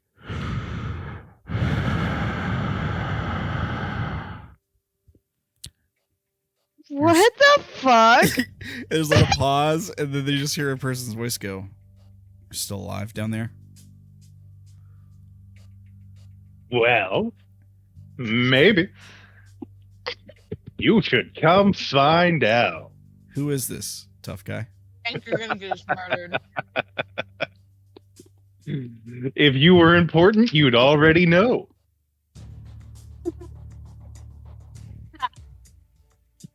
Next caller. Yeah. Hang up. Just like a click. Yeah. And so he's like, all right, he hits another button and the caller comes on and it's like, "Hi, my name's Lois. I live in the downtown Cleveland area and I'm a huge fan. Wyatt, I've been listening to this show for a long time. It's great. You're a great fill-in for what was his name? Dogwood? Dogwood. Hey, I was just wondering, do the twins, do they have the same mannerisms? Do they have similar backgrounds? As both of the twins, as both of them just like simultaneously like put an elbow up on the table and lean their head against their hand. God damn it. Staring at this man. Yeah, do you guys say anything? The other guy, the host, is like Nope. yeah, so nobody says anything. So she's like, there's like this Wyatt. long silence, and she goes, I was just wondering, because it's entirely possible that they were separated at birth as part of some kind of elite cover-up to, I don't know, maybe someone wanted to buy a child or something, and they didn't want it to be discovered that they weren't actually blood related. What do you think about that, Wyatt? And Let me intercede there. yeah. Lois, excellent question. Thank you for calling in. Happy to have you. This is Dank of the Brunch Crew taking over for Wyatt here. The child trafficking trade is alive and well in Cleveland. Had to say it, but it is the truth. Please, You hate might be you. onto something. please don't ban me, YouTube. please don't. Please don't. Please. You motherfucker. This is all satire. This is all just satire. It's not real. Look, that's getting brought out. Yeah, that's definitely going to get brought out. This is going to be for Patreon only ears. We all know what was actually said, though. That's the important part. I'm not censoring you, Dank. Feel free to continue. That's an excellent point. These things do happen. It was a lot more common back in the 80s when social media and public attention wasn't so prevalent and nobody had a camera in their hands at all times. But nowadays, these things turn up a lot more often. You hear about it on the news. You see all the missing posters in different convenience stores and supermarkets. Who knows? Maybe that is the case. Do either of you two have anything to say about that? I mean, it's entirely possible. Not really sure what the case is, but, who knows? Well, there you have it, Lois. We're not exactly sure, but that's a pretty good theory. Thanks for calling in. Lois is gonna get this radio show canceled. God damn it. So Wyatt just hits another button instinctively, like to take another call, and someone hops on the line and they're like, "Hey," it's like some guy, right? And he's like, "Hey Wyatt, I just want to say those two twins sound hot. Can you get them to take their tops off?"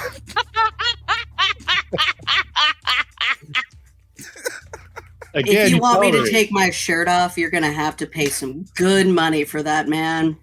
All right, let's hit up that Patreon. Yeah, and then Wyatt. Damn you. Then Wyatt's like, that's patreon.com/@RamblinManTV. You can send all your donations there. It'll go straight to the radio station, and I'll make sure these twins get it. Now, if I see, what are we looking for, twins? What's the line? What is the ticket number?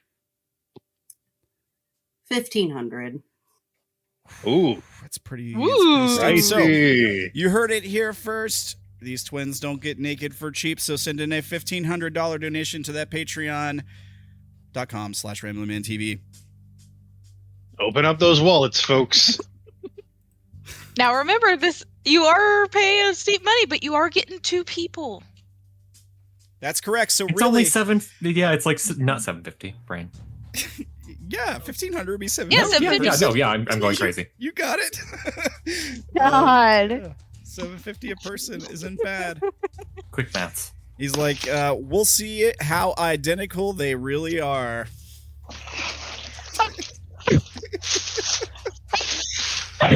And you'll hear all about it first, right here on WBRK. Gerblin, I'm very sorry. I don't mean to objectify you in such a way. I mean, you remember the comment I made when I redesigned Enigma for this campaign, right? Yeah. Yes, yes, I do. yeah. I went there before any of y'all could. Okay. Cool. Yeah. They're right. All right, so there's some zany, wacky radio stuff going on here. Roll me 3d4. Alright. Okay, all right, cool. So within like 30 seconds, there's a $1,500 donation on the on the radio page. It pops up on the monitor in front of you, Dank, so you're the one to see it. Well, twins. They were hasty in getting that donation in. We have got that 1,500. Wait, the host is like, wait, really? Yeah, right here, Chief. I turned the screen so you can see it. Oh wow, that's never actually worked before. I didn't I thought it was broken. I didn't even know if it actually would work. Take payments. No, don't believe in yourself. Believe in the me who believes in you. Right. No, he like stares out the open door to the bodies laying on the ground. He's like, Pay no attention to the man behind the curtain. He suddenly remembers that he's in a hostage situation again, and his like whole radio host demeanor just like shakes from him once again. And he's like seems nervous. He can't really talk. What are you guys doing? It's up to you.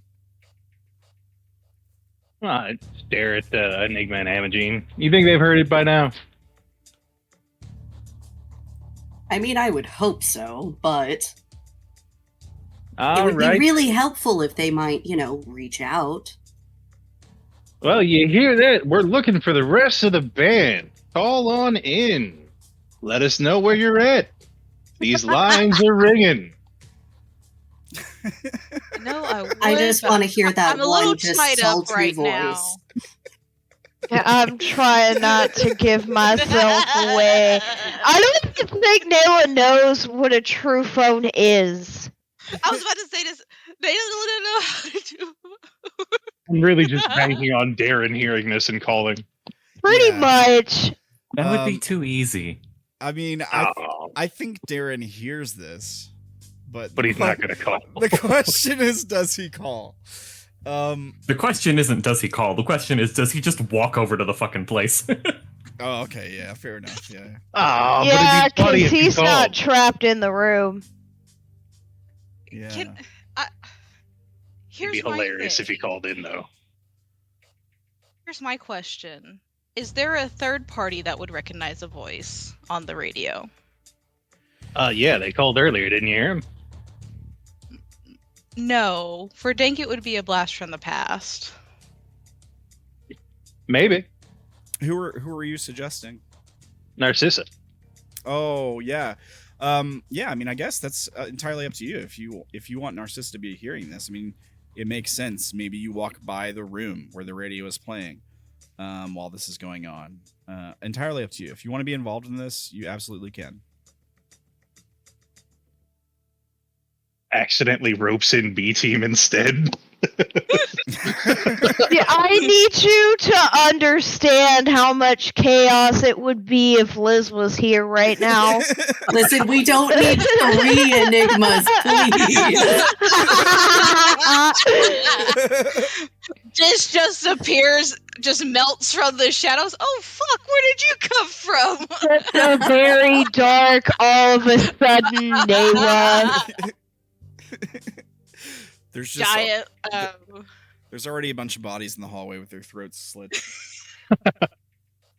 I mean, it would, yeah, probably.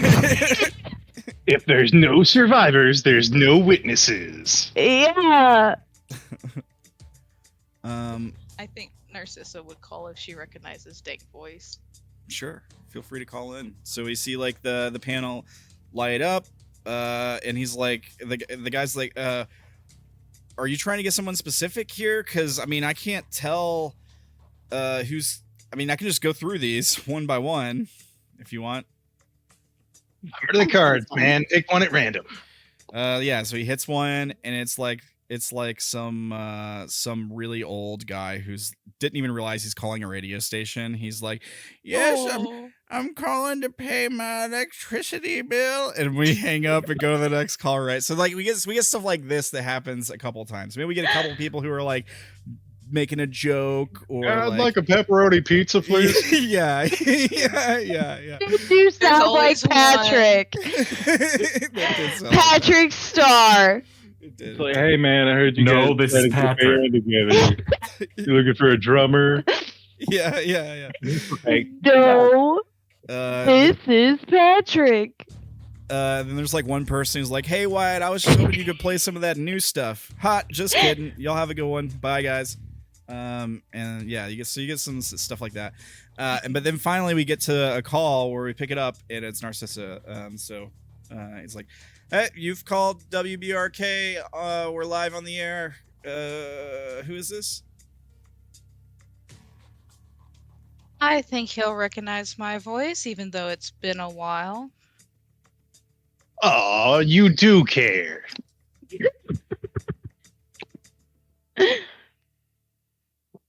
You disappeared. Again. That's like my thing. It's in the Umbra. It's been 80 cycles. Well, moving and shaking. Gotta keep busy. I take it you found who you're looking for? Not yet. Well, it sounds like you have company in there. Yeah, well, we could always use more.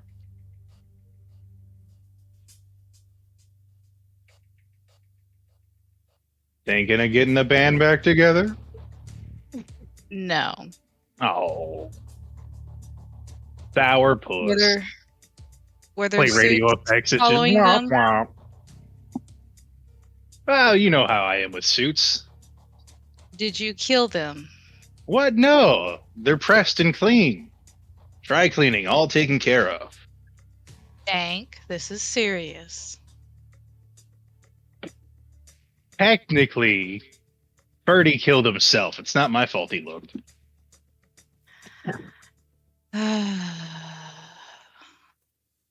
Always having to clean up after your messes yet again.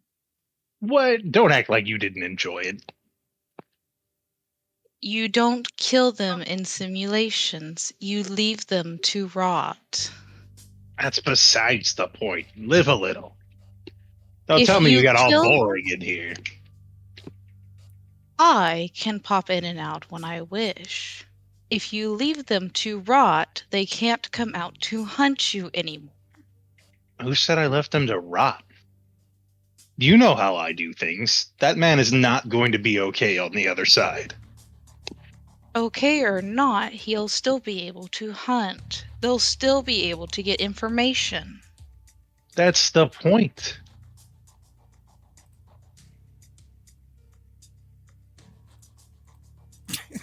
I just checked the table talking where you guys are like, Derrin, call the station. Do it. No, too easy. Oh, wait, maybe Derrin would hear Narcissa calling in on the radio. Oh, I totally would. Yeah, Well, actually, no. Actually, no, probably. You said you were hanging out in the hallway outside of the rooms again. So Yeah. probably he's on the other side of the hallway. Collect your friends and come to the psychic ward The psychic ward. on Yes, Church ma'am. Street. You're gonna bend spoons at me?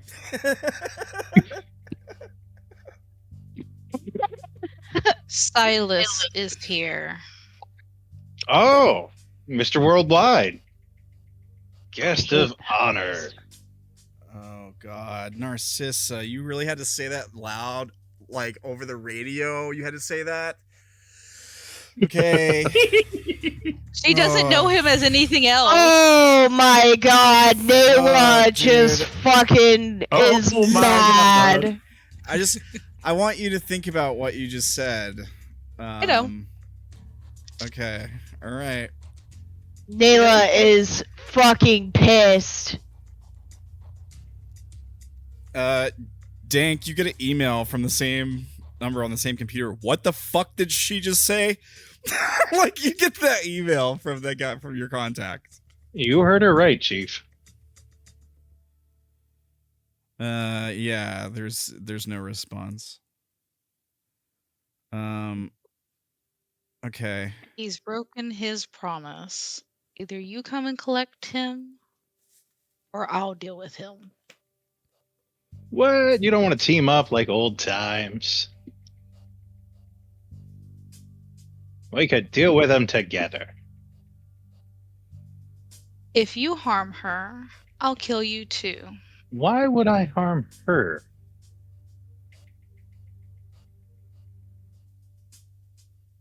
Plans within plans. We hear police sirens in the background. All right, folks, and it looks like our time is up. We're going to give it on back over to Wyatt. Thanks again for being such a gracious host. And you folks have a wonderful afternoon. We'll see about getting those pics up on Patreon soon. Hey. Only fans. The radio host is like, I think Narcissa Right, also would have dropped her call. yeah, fair enough. Radio host. Yeah, Dank is running down the stairs. Okay. Yeah. Oh yes. yeah, both of them are right behind you. Okay. I'm Yeah. gonna grab the handguns that the two agents dropped on my way, though. Spare bullets. Okay. Yeah. Yeah. You You take the bastard. You take the handguns. They each had a spare magazine too. Sweet. So yeah. Okay. So we see you come running down the stairs. The three of you just leaving the radio host there. Yep. Okay. Yep. Yeah. You don't kill him or anything. Cool. No. All right. Okay, so we see you come running down the stairs. The when you get to the front office, like the secure door, it's still held open by your thing. The lady that was up there is gone. You go. You probably go by the office that you saw the lady calling the cops, and all the lights are off in there, and the blinds are shuttered, so you can't see inside. Like she's trying to like barricade herself in or something, presumably. But yeah, you grab the I'd be a guns. real asshole if I threw a grenade in there. Yeah, you can. You really want to. Dank, I think you've done enough. I mean, she is a narc. Yeah, she's a bit of a narc, I guess, but people were getting Yeah, shot. but she's scared. Leave her alone. people She's a poor civilian. So like, yeah, I mean, are you telling me like if somebody came into your workplace and started shooting people, you wouldn't call the police? I would probably call the police. I don't know. In my workplace? Yeah. Well, it depends on your workplace. I guess if you're like a soldier or something, that's a little different. Dank literally said suffer. But I don't know. I feel like if you work in like a restaurant or a hospital, or something like that. Look, if somebody ran into a restaurant and started shooting here, people would shoot back. Touche. Yeah, fair. It's like You're right. Ohio. It'd be like that here too. Yeah. In real life. Yeah. Okay. Let's get back to the game. Okay, so anyways, you guys run down the stairs, you make it outside. We hear sirens like in the distance.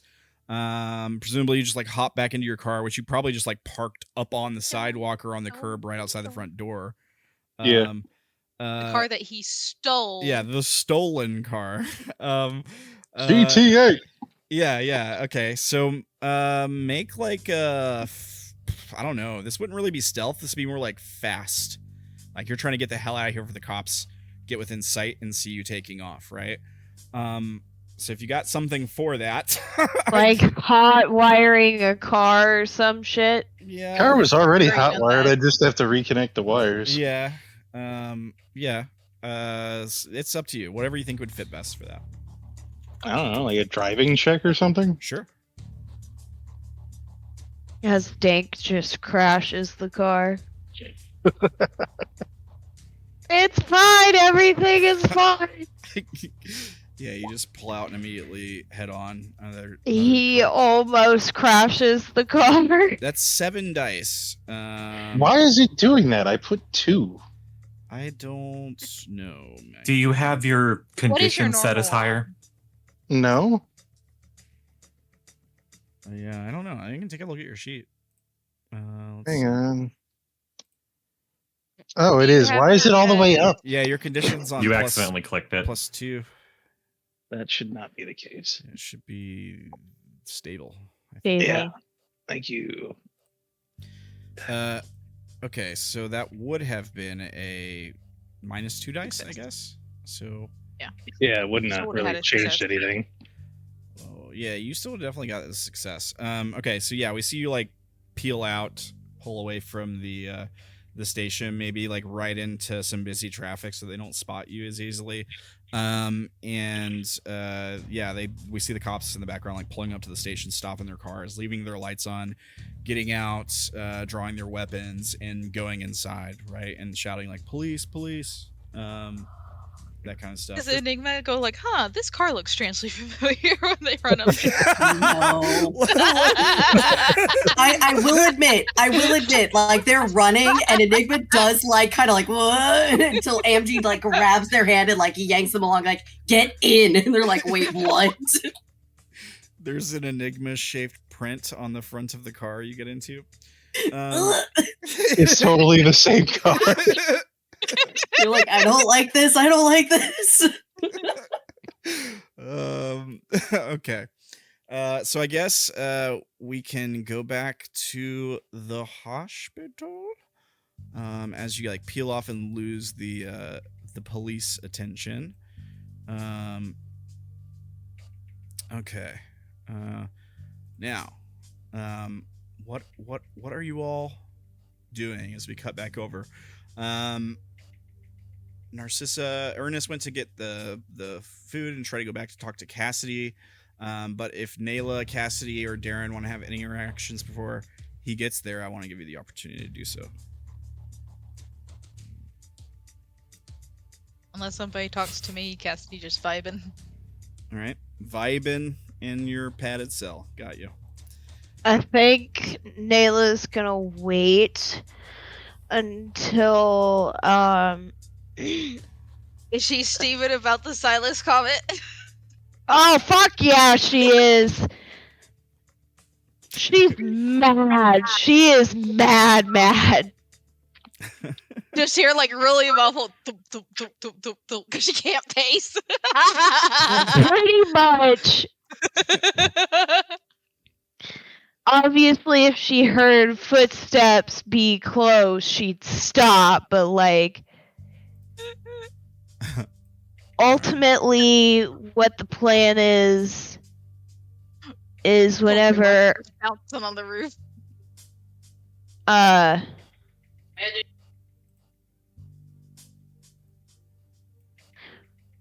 Whenever Ernest gets back in, she's gonna debate on whether she should come out of the ceiling or not.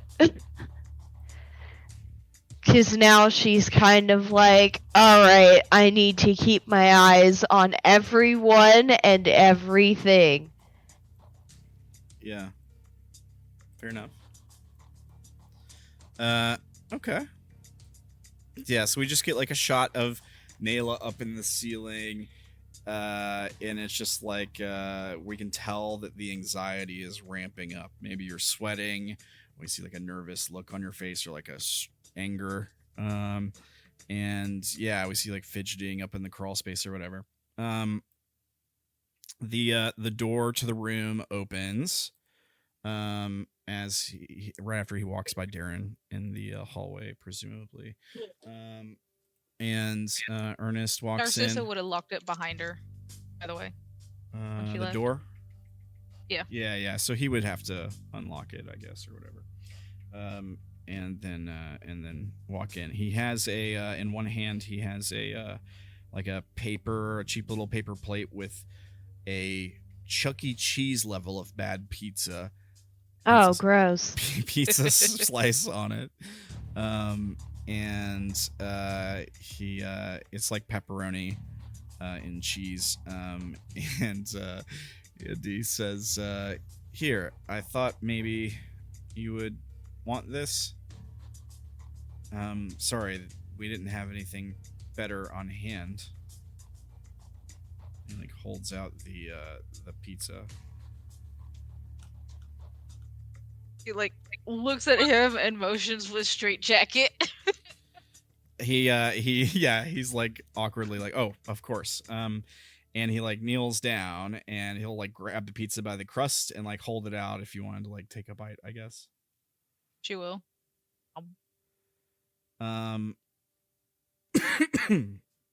He says, so I was hoping that you would be more agreeable to have a conversation. Depends on what it's about. Well, I have some concern, and I was just curious about some of the things that maybe led to this incident, and I was hoping that you'd be willing to talk about it.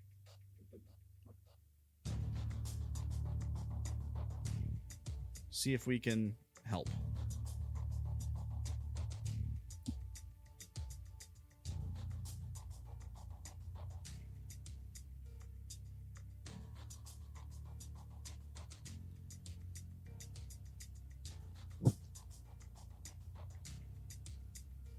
She's like eyeing him like maybe, like she doesn't want to like fully commit until she hears more. Yeah, he kind of says, okay, well, I saw that you used to be in Las Vegas. Do you want to tell me about what your time was like there? It was okay, I guess. I mean, it was work. It was busy. Lots of people. I mean, it was, God, it was hot. Yeah, he nods. He says, I've visited once or twice myself, and I found the experience to be blisteringly hot also. He says, well, what about your interests or hobbies? What sort of things do you do for fun? I build animatronics. And what made you get into building these animatronics? How did they draw your interest? Well, I don't A lot of people don't find it really all that interesting, but when I was younger and didn't really have anybody to talk to, I found well, they call it a series, but I don't know. It's called Five Nights at Freddy's, I think is what they call it. But anyways, like the animatronics are really neat and the designs are really cool, and so I've been like doing my best to recreate them and stuff like that, but I can never get them quite right. Yeah, he he makes a note on like a notepad of clearly he's like 5 nights. Like this is exactly what he's looking for. He says, "Okay, what do you mean you can never get them quite right? Why don't you tell me about these animatronics in this series that you like?" Well, they're supposed to move and behave on their own, and the ones I build, I can never get them to behave correctly. And so I've been running all these programs and experimentations and things, and they never work out, and I don't understand what I'm doing wrong. I see. So it just never turns out quite right. What about this companion of yours, the one you speak to? Is its behavior right?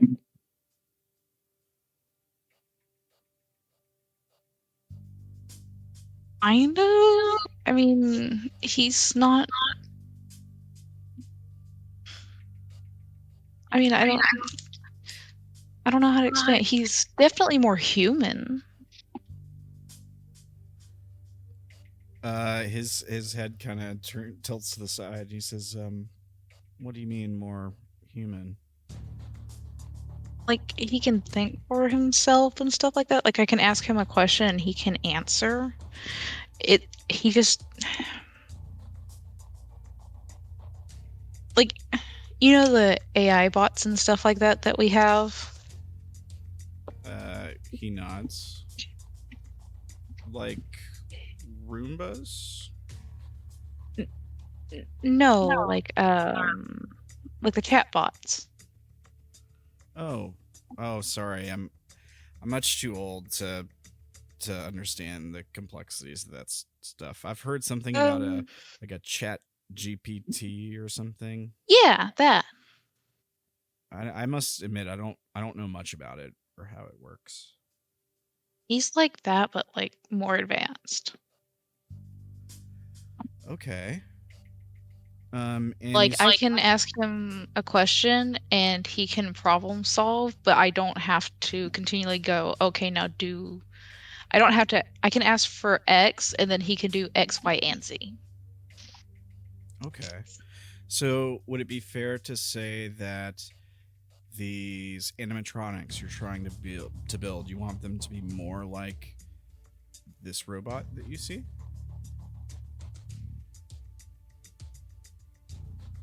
That would be helpful, yeah. Okay. I mean, they don't have to be quite as complex, but yeah.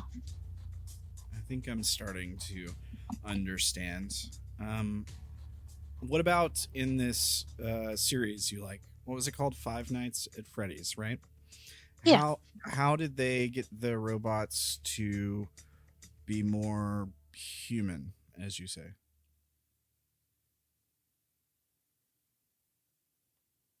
Well, it depends on who you ask and what game you go by.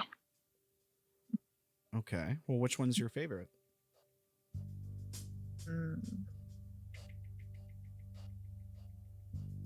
I mean, they're all kind of interconnected, so it just kind of depends on.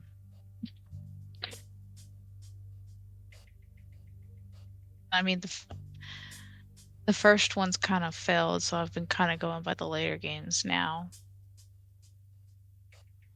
Okay. Well, what do the later games say? Gotta infuse them with agony. Okay. What does that mean?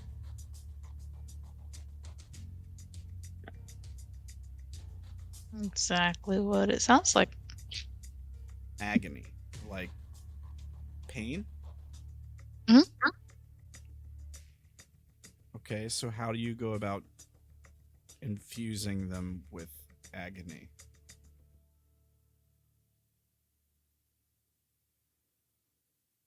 She just gives him a look like, you don't know.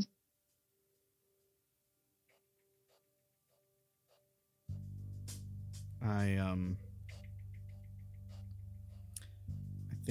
think I understand. Have you attempted this?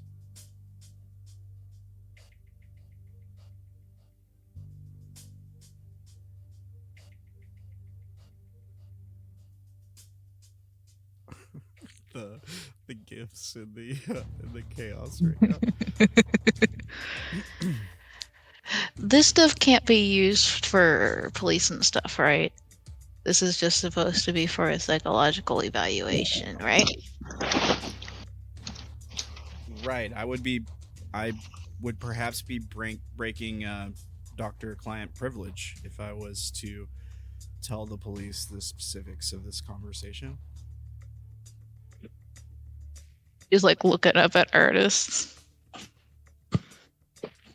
Yeah, you want to insight check him?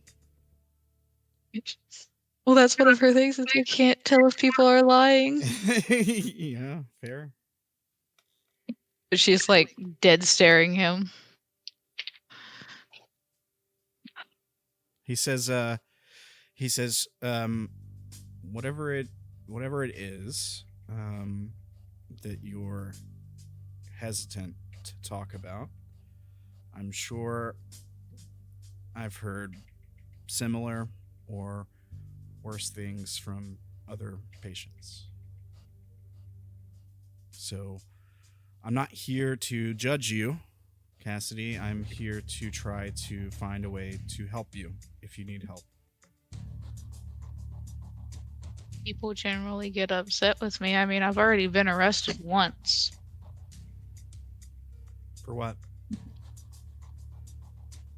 Supposedly murdering children. They had no proof, though.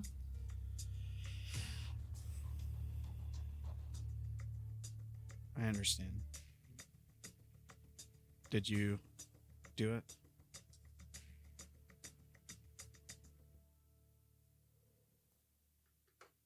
He just grins up at him. Right. Well, I I do appreciate you. He's clearly like unsettled, right? Maybe you don't pick up on it. He says, I do appreciate you being honest. Well, more forthcoming and less antagonizing this time. So, here's what I'm gonna do. I'm gonna let you have the rest of this pizza, and I think maybe we'll let you have a rest for the rest of the day. Does that sound good? And maybe tomorrow we'll try to have another conversation if you feel up to it, and I can promise you there'll be more pizza. Perhaps I'll try to order something a little bit better that time. Does that sound okay? This pizza's fine. Yeah, he nods, and he's basically gonna like try to feed you the rest of it. Although his hands are a little shaky, he's still trying to put on a happy face, you might say. Yeah.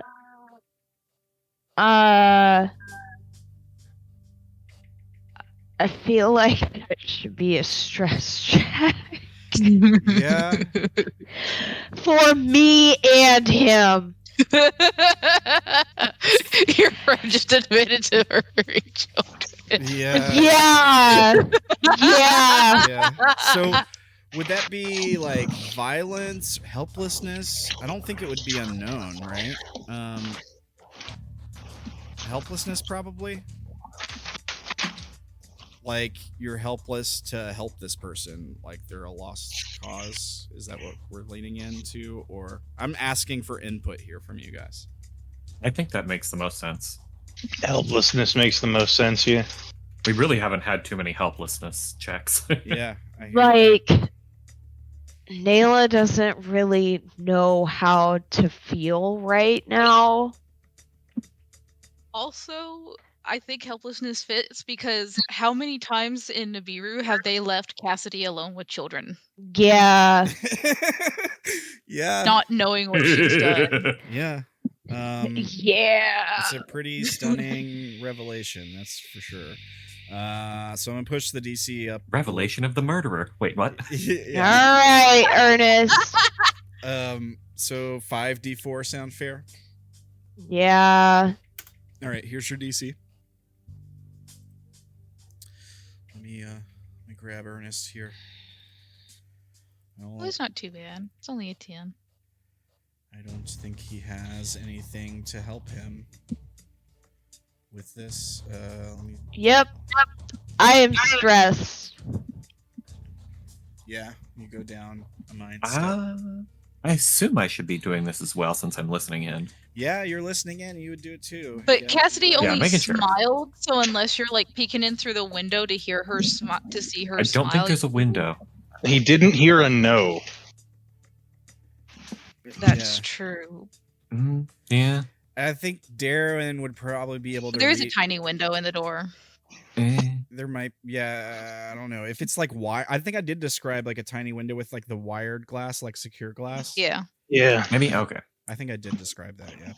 Yeah. Last time. And also There's a good chance I wouldn't be looking in there, but I kind of agree. I think I would be able to context clues it. Yeah, probably better than Cassidy, and also to what Ernest is saying, you'd be able to read into that a little bit more too. I think. Probably also with the way he's probably gonna leave later too. Yeah. So it's probably do you want to do it now or do you want to do it later? Ooh, that's 2. Oh, okay, so you'd go down. It doubled you, so you'd go down 2 mind steps. Yep. That doesn't put you under, does it? No. Okay, good. No. Good. But that also makes sense for Derrin too because his nephew is here in the hospital. Yeah. Yeah, very true. And this is somebody he thought he could trust with children. Sorry, I forgot to roll that as contested, but he got a 4. Alright, can we use revelations here? Sure. Cassidy freaking everybody out. Because Yeah. I have the revelation of the giver. Yeah. And effectively, it says the revelation can be activated to write a calming effect from your vagabond's past. This remembrance is so strong that it can reach into the mind of others. By spending an influence point, vagabonds that are near the invoker of this revelation can write it too. Once the memory is written, each character that wrote it makes a special roll 3 dice and recovers one of their mind steps for each 4 rolled. The memory has no effect. Okay, so basically they get to borrow a memory of yours, but it doesn't give them a skill increase. Is that what it's saying? Can you copy it and paste it in the Roll20 chat, please? Yes. That's dope. I think it's the first time we've gotten to see this used, I think, too, so.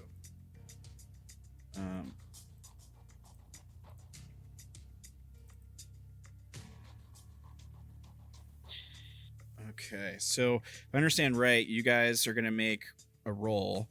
So your mind steps go down, but as soon as that happens, you're gonna get to make a roll, and you can recover some of those mind steps. Revelation can be okay. Yeah, I was gonna say, don't they have to spend an influence or something point to write it first? Yeah, by spending an influence Yeah, point. so I literally can't do it. By spending influence, vagabonds that are near the invoker. Yeah, so it'd have to be the people recovering that would spend the influence point of this. Can I let him borrow one of mine? The person that activates it also has to spend influence points. Yeah, each character already makes a special roll. I have enough to do that. But I don't know if we if I am allowed to spend an extra one for him or not. For who? For Derrin? Yeah. Well, you're not allowed to do it to make him re-roll something, but this wouldn't be making him re-roll. I could argue that. It would technically be giving him one of my own. Yeah. Technically, there's not a rule for or against it, so that would be a DM's call. Yeah, I'll allow it. Okay. So each character will get and Ernest will spend his influence point 2. Let me go ahead and mark that off. There we go. Boom. Okay. So Ernest has spent influence. Derrin's covered by your influence point. I suppose Cassidy can take part in this too, if she wants to recover a mind step, if she's missing any. I think I get to recover since we've changed scenes a couple times now. Yeah, fair. So, yeah. But we all get to make special rolls, 3 dice. So let's do that, Derrin. I'll roll 2. I get nothing. Aw. I need to roll one more Oop, die. yeah. One more die. Let me just roll a d4. Okay, so just 1 step recovered for Ernest, which is good because he was shaken there. Now he's just stressed. Now he's just stirred. Yeah. Okay. Good use. That's the first time I've gotten to see the Giver, I think. Okay. I feel like somebody did it on B Team. Yeah, The collective has a Call similar mind. Yeah. The collective has something similar in that I can share memories sort of to give a mild or the effects of a memory, but not quite the same as this. It doesn't have like a strong mechanical effect. Yeah, yours. You'll want to write down the memory that you do because we actually add it to our sheets as well. Right. Yeah. So what was what was the memory? Can you paste it in the Roll20 chat and we'll just all copy it? That'd be easy. I will. I think I have to come up with a different one though because I already have 2. If that makes sense. Yeah, she has to come up with a memory for this. Oh, okay. So once I have it, I will copy and paste it, and the rest of you can have it. All right, cool. Sounds like a plan. I will need a new journal page. Okay. So click add journal page on your sheet, and it should generate, and I'll put it in the bottom of the character sheet. Yeah. And I'll put it near your other ones so it's organized. I also need to dip in about 15. No problem. I think we're about set after this scene. Yeah, I'm like not horribly worried about my character, honestly, because we've been swapping scenes enough that I think I'm going to be fine with the mental stuff. Yeah. Fair. And let me give you permissions. All right, so that should be right under your other journal pages. What was the prompt you got? I can only note that the past is beautiful because one never realizes an emotion at the time. It expands later, and thus we don't have complete emotions about the present, only about the past. Okay, cool, interesting. Okay, so what does it look like? Oh, I got a warning. Ignore that warning. It's fine. It's because me and you both are in control of your character, technically. Don't worry about it. Okay. So what does it look like when you use this revelation? Like, does it have a visible effect? How does the audience perceive it happening? So, pretty much what I picture happening is then, it's kind of like a projection of my own memory. I think at this point, Ernest would know I was here, or at least would know someone is in the room. because of the fact that a new memory is being projected to help calm him down. Yeah. But pretty much he would be able to see exactly what my thoughts were at that point in time. He would be able to visually see my memory. So pretty much I think what I am going to go with, I'm trying to see how it would be I'm trying to make up a memory that would be relevant to the situation. Because it's quite clear that someone or something is nervous or scared. Yeah. So probably something along the lines of like a baby leaper searching around frantically looking for what is it that they feed off of again? Energy? Yeah, they feed off of basically like power lines, essentially. Like their tails are basically made specifically to like be able to plug into power lines or to connect to them. And that's what they feed off. But lions would hunt them, right? So it could be like baby leapers getting chased by a lion, or something like that. Yeah. Get sheltered by mama leaper somehow. Yeah, so pretty much something along the lines of a baby leaper frantically running away from a large lion that is chasing her. She is trying to find any possible hiding spot that she can find to get out of the way, to shield herself. Yeah. And then out of a blue, the mother leaper jumps in front of the baby and shields and protects her, and they manage to get away or something like that from the lion itself. Yeah, cool. I like that. And we see like we cut because Ernest just like has just exited the room, and so like we see this happen. We see the effect kind of spread. I guess Ernest is still standing there, isn't he? He hasn't left the room.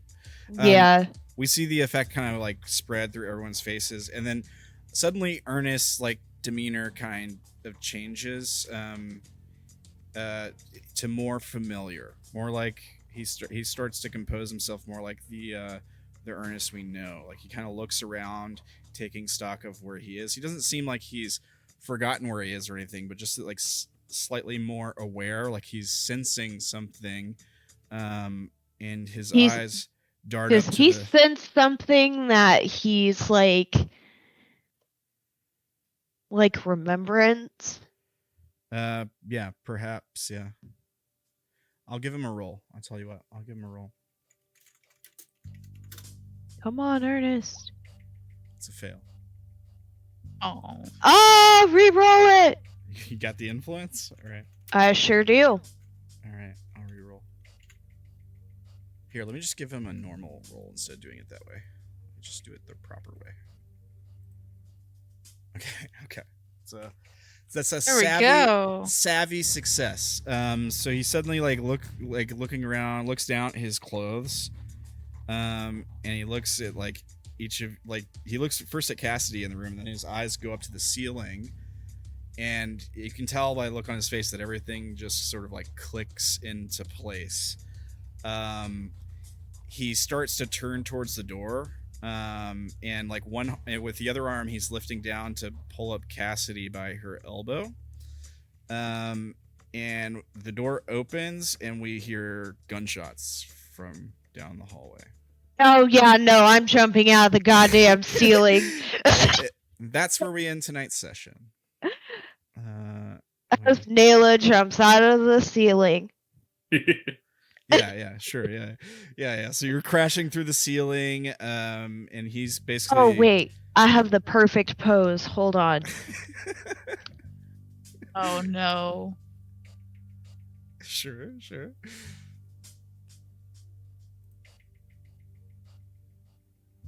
Oh, okay.